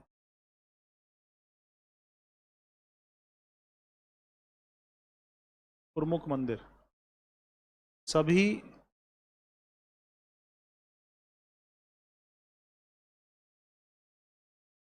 चोल शासक क्या हैं? शैव अनुयायी है।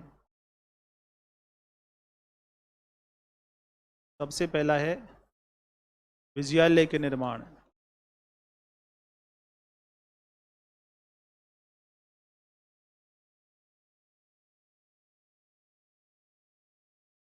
विजयालय के निर्माण में पहला है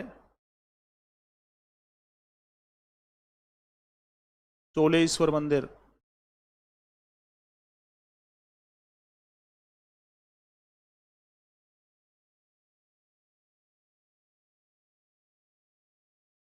दूसरा है,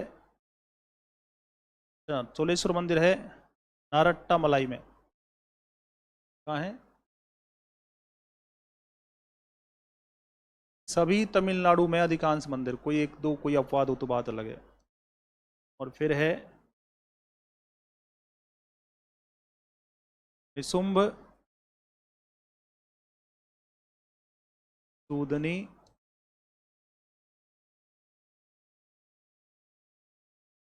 दुर्गा मंदिर। कहाँ पे? तंजौर में।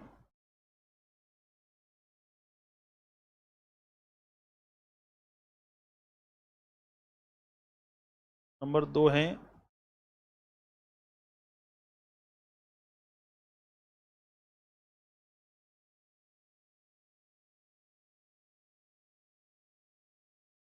आदित्य प्रथम के निर्माण।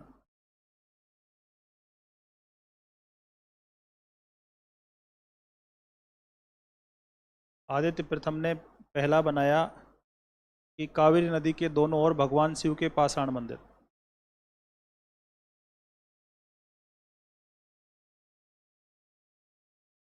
कावेरी नदी के दोनों ओर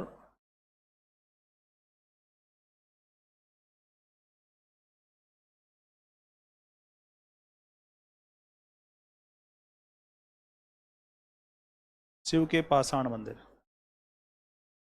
दूसरा बनाया इसने बाल सुब्रमण्यम मंदिर कन्नूर का।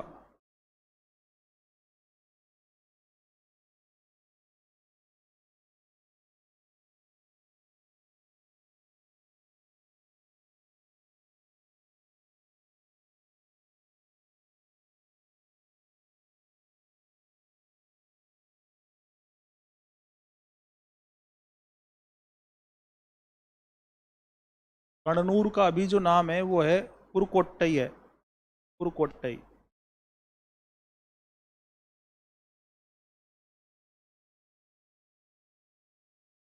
और तीसरा है सुंदरेश्वर मंदिर।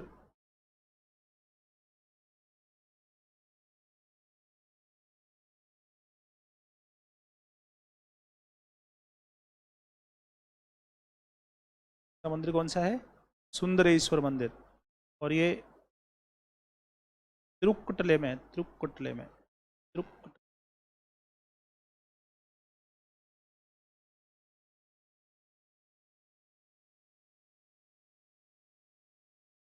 तिरुक्कुटले।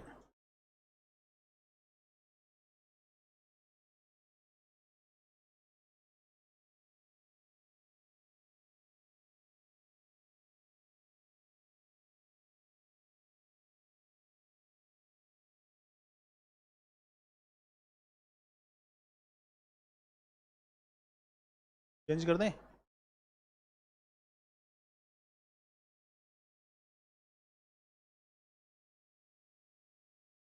तो परांतक प्रथम की संस्कृति,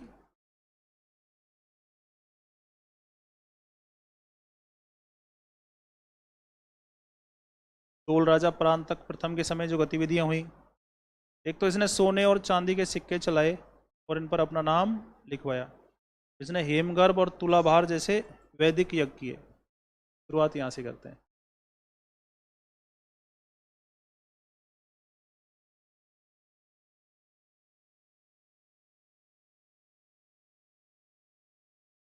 हेमगर्भ और तुलाभार यज्ञ अपने नाम से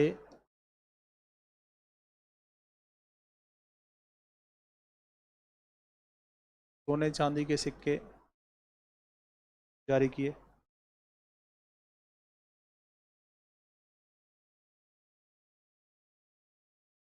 इस सबसे बड़ी देन है, इसके उत्तर मेरूर अभिलेख से चोलों के स्थानीय स्वशासन की जानकारी मिलती है।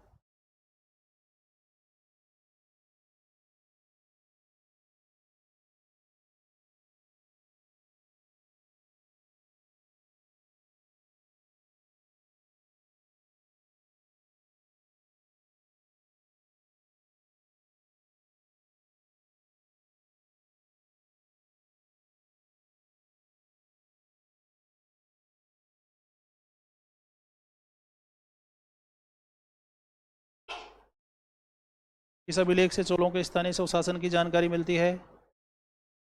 उत्तर मेरूर अभिलेख से।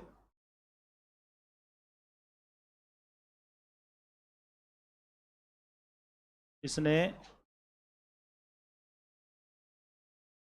चिदम्बरम मंदिर की छत को सोने से बनवाया।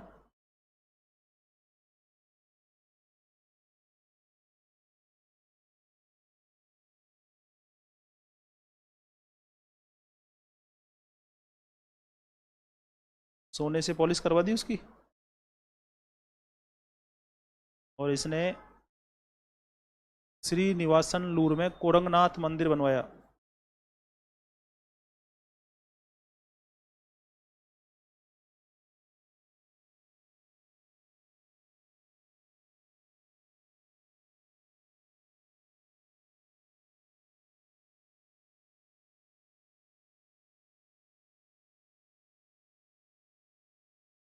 कोरंगनाथ मंदिर बनवाया कहाँ पे? श्रीनिवासन लूर में।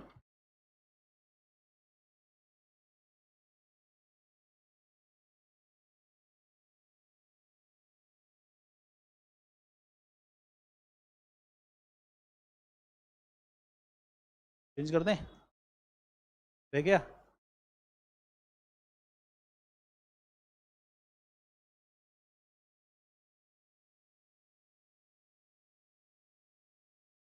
अब है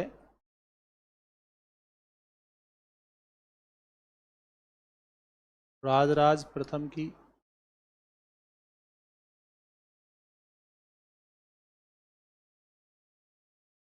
संस्कृति।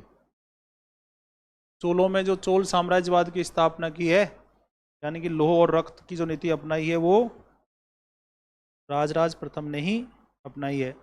इसी ने श्रीलंका के उत्तरी भाग को जीत लिया था। लेकिन अपना विषय यहाँ पे संस्कृति है, तो इसने पहला काम है इसका नागपट्टनम का बौद्ध विहार, और ये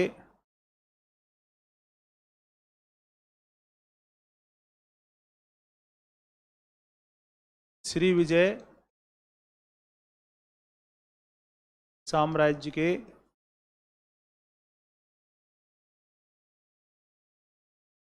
शैलेंद्र राजा मार विजय तुंग वर्मन ने बनवाया। और उसने अपने पिता के नाम पर इसका नाम रखा शैलेंद्र चूड़ामणि।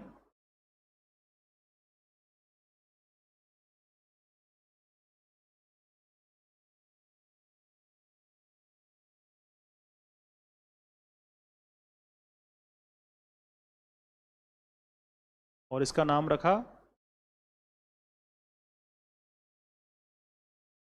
शैलेंद्र चूड़ामणि विहार।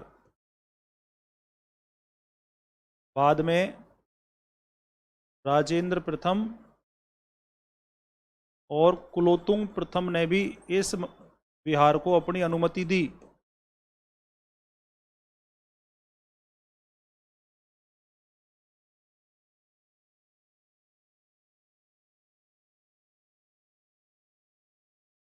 इस विहार के लिए चोल राजाओं का जो अनुदान चल रहा था उसे राजेंद्र प्रथम और कुलोत्तुंग प्रथम ने भी जारी रखा, उन्होंने इसे बंद नहीं किया।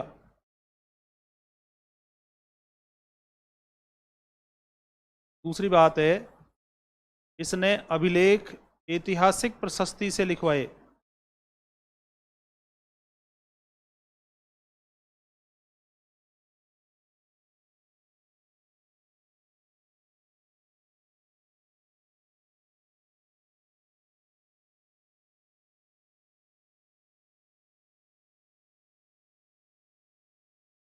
तीसरी बात है, ये पहला चोल राजा था जिसने भूमि को नपवाया।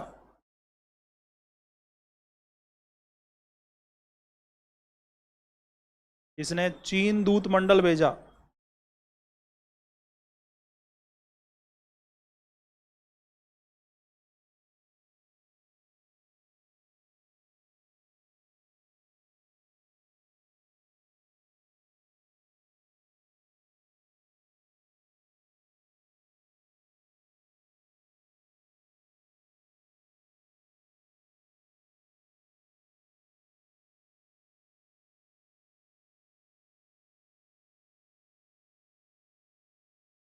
और इसके निर्माण कार्य, यहाँ तक लिख दिया। चोलों में निर्माण कार्यों में सबसे बड़ा अगर किसी का योगदान है तो राजराज प्रथम का ही है, क्योंकि उसने तंजौर का बृहदेश्वर मंदिर बनवाया, जिसे पर्सी ब्राउन ने भारतीय वास्तुकला का निकष कहा है।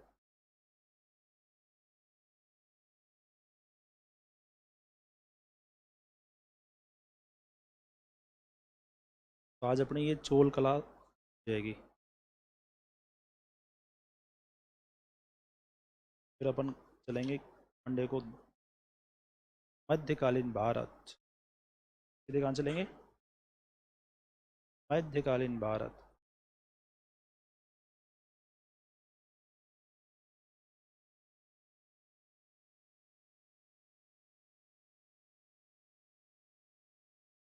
इसके निर्माण की बात करें तो अपन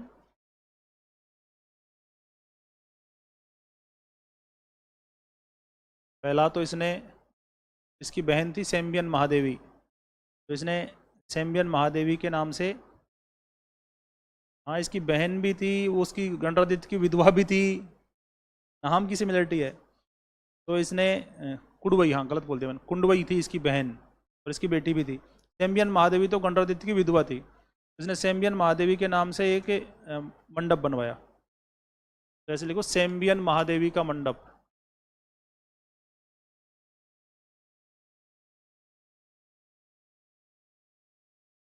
गणरादित्य की विधवा थी ये, सेम्बियन महादेवी का मंडप। और इसकी सबसे बड़ी देन है तंजौर का बृहदेश्वर मंदिर।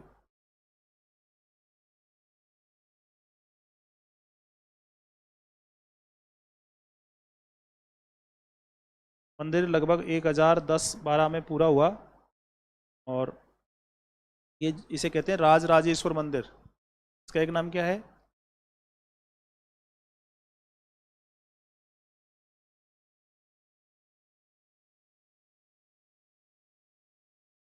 मंदिर जो है वो शिव को अर्पित है, और मंदिर ग्रेनाइट से बना।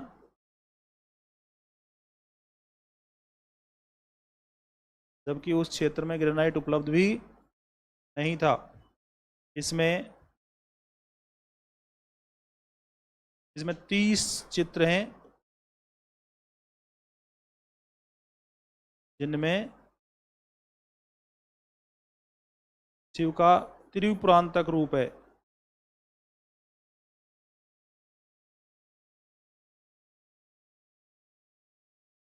इसकी दीवार और इसकी छत के ऊपर चित्र हैं जिनमें भगवान शिव को त्रिपुरांतक कहते हैं ना, त्रिपुरांतक का अंत करने वाला राक्षस का।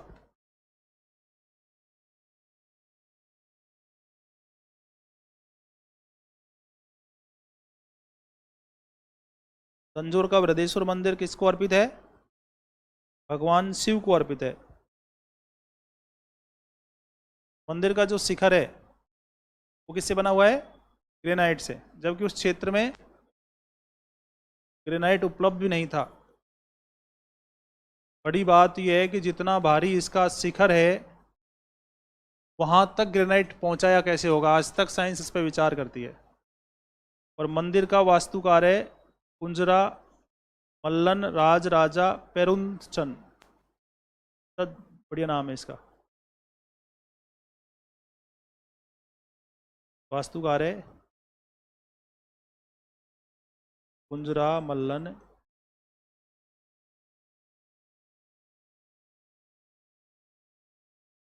राज राजा पेरुंथन।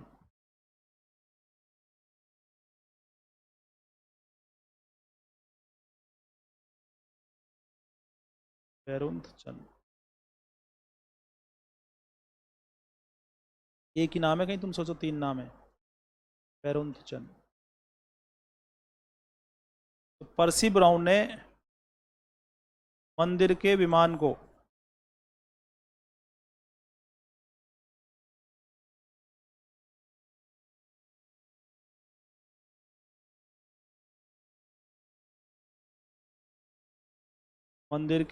को भारतीय वास्तुकला का निकष कहा। इससे बेहतर कुछ नहीं है भारतीय वास्तुकला में।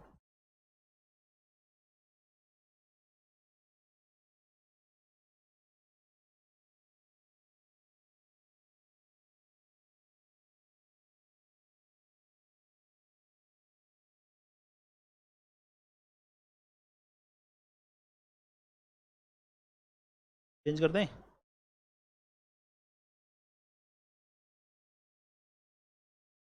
अब है राजेंद्र प्रथम की संस्कृति। एक तो इसने दक्षिण पूर्वी एशिया को विजिट कर लिया, स्पेशल बात है इसलिए याद रखनी है। इसके समय बंगाल की खाड़ी,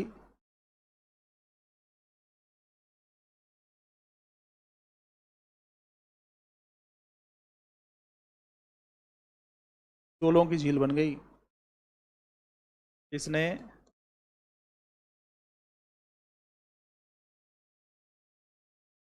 गंगकोंड चोलपुरम नगर बसाया।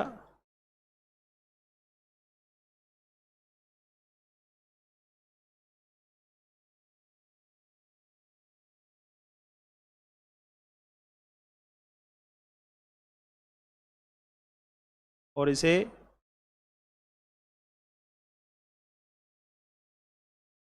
राजधानी बनाया। और यहाँ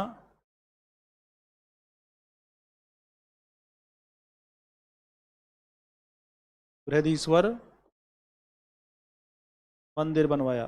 तंजौर का बृहदीश्वर मंदिर तो राजराज प्रथम ने बनवाया है, और गंगकोंड चोलपुरम का बृहदीश्वर मंदिर राजेंद्र फर्स्ट ने बनाया है। तो ध्यान रखना है वो क्या पूछ रहा है।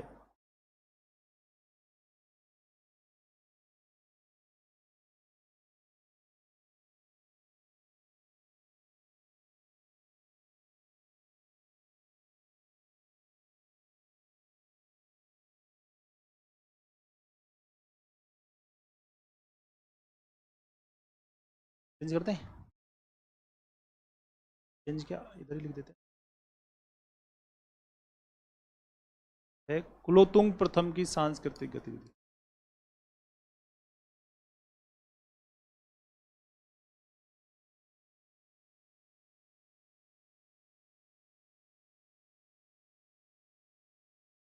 पहला,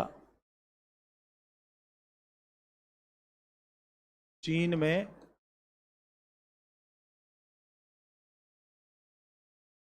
72 व्यापारियों का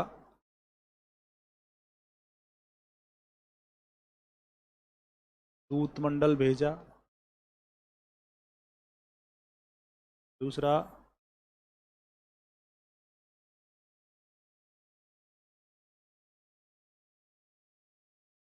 भूमि को नपवाया।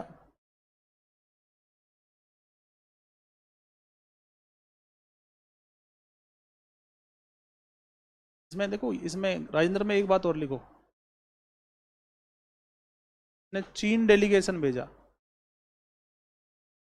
तो 3 चोल राजा हैं जिन्होंने चीनी दरबार में दूतमंडल भेजा। राजराज फर्स्ट, राजेंद्र फर्स्ट और कुलोत्तुंग फर्स्ट। आसान सवाल ही गलत कर बैठे। और भूमि को नपवाया 2 बार। महान चोलों ने जो लौह और रक्त की नीति शुरू की थी उसे त्याग दिया किसने? कुलोत्तुंग फर्स्ट ने।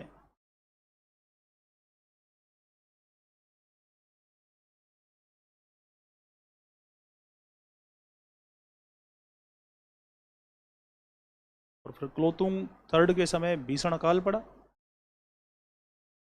वो मैंने समुद्र में जो उसने गोविंदराज की मूर्ति फेंक दी थी, वो तो अपन ने लिख ही दिया है।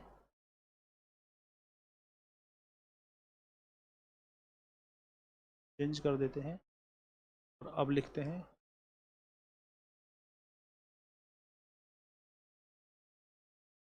चोलों की मूर्तिकला। चोल राजाओं ने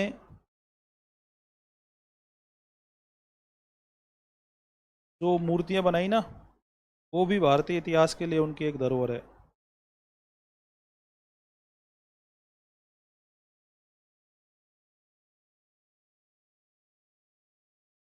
फर्ग्यूसन कहता है कि चोल कलाकारों ने जो मूर्तियां बनाई उन्होंने राक्षसों की तरह सोचा और जौहरों की तरह बनाया। तो चोल मूर्तिकार थे, वो बेसिकली वास्तुकार थे, इसलिए इतनी विशाल बना दी फर्ग्यूसन के अनुसार।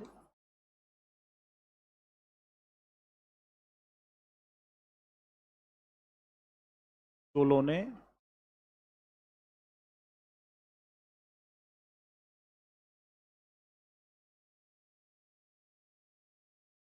राक्षसों की तरह सोचा और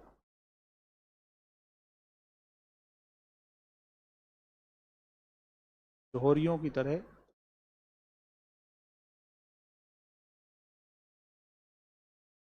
चोल मूर्तिकार मुख्य रूप से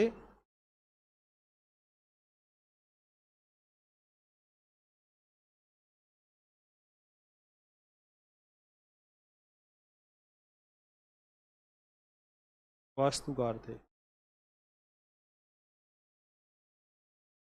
आप लोगों को ध्यान है सिंधु घाटी सभ्यता में मूर्तियां कैसे बनाते थे? क्या नाम था उस पद्धति का?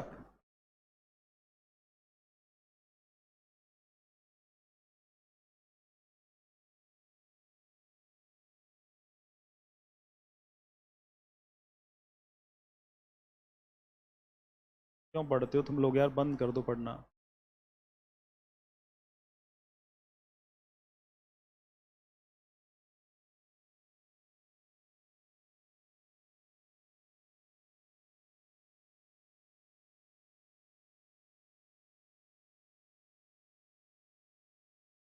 तो चतुर्भुज मुद्रा में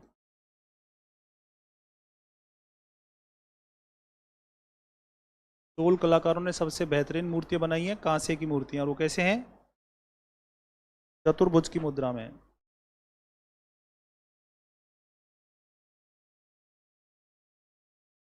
पूछते हैं चोल कलाकारों की मूर्तियां कैसी हैं? एक मूर्ति कला बनाने की इंडस की पद्धति है लुप्त मोम पद्धति।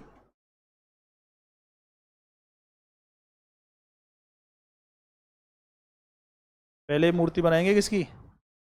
मोम की, फिर उसके ऊपर मिट्टी का लेप लगा देंगे, फिर उसे सुखा लेंगे, ठीक है ना, और फिर उसमें छेद करके और धातु पिघला के डाल देंगे। और जब वो ठंडी हो जाएगी, जब वो ठंडी हो जाएगी, ठीक है ना, तब वो उसको गर्म कर देंगे। गर्म कर देंगे तो मोम पिघल के बाहर आ जाएगा।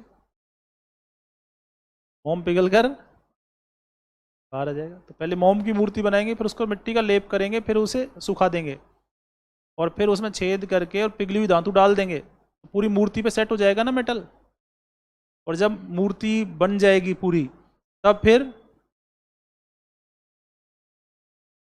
गर्म करेंगे तो मोम पिघल जाएगा ना पहले, तो बस बाहर निकाल देंगे उसे। अब ये पता नहीं था तुम लोगों को? बोलो, फिर बता क्यों नहीं रहे थे? ध्यान नहीं था ना? पढ़ते थोड़ी हो मन से, फॉर्मेलिटी करते हो।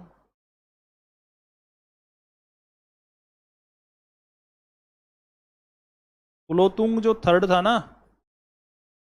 इसके समय एक तो भीषण अकाल पड़ा,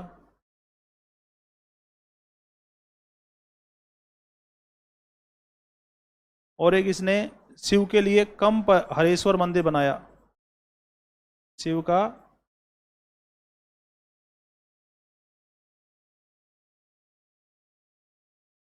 कंप हरेश्वर मंदिर।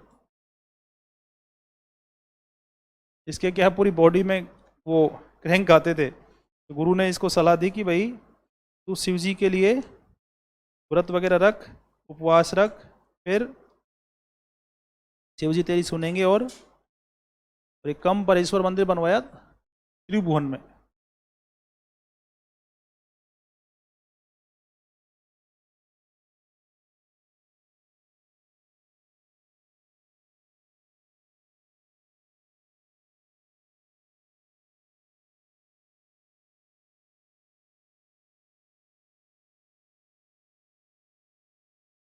तो फिर ये लो, तुम्हारी ये क्या हो गया है? टोल कला, साउथ इंडियन कल्चर हो गया है। अब अपन मंडे को चलेंगे मध्यकालीन भारत की ओर। पढ़ना नहीं है इसको, घर ले जाके रख दो। पढ़ के क्या करोगे? पढ़ोगे दिक्कत हो जाएगी फालतू में।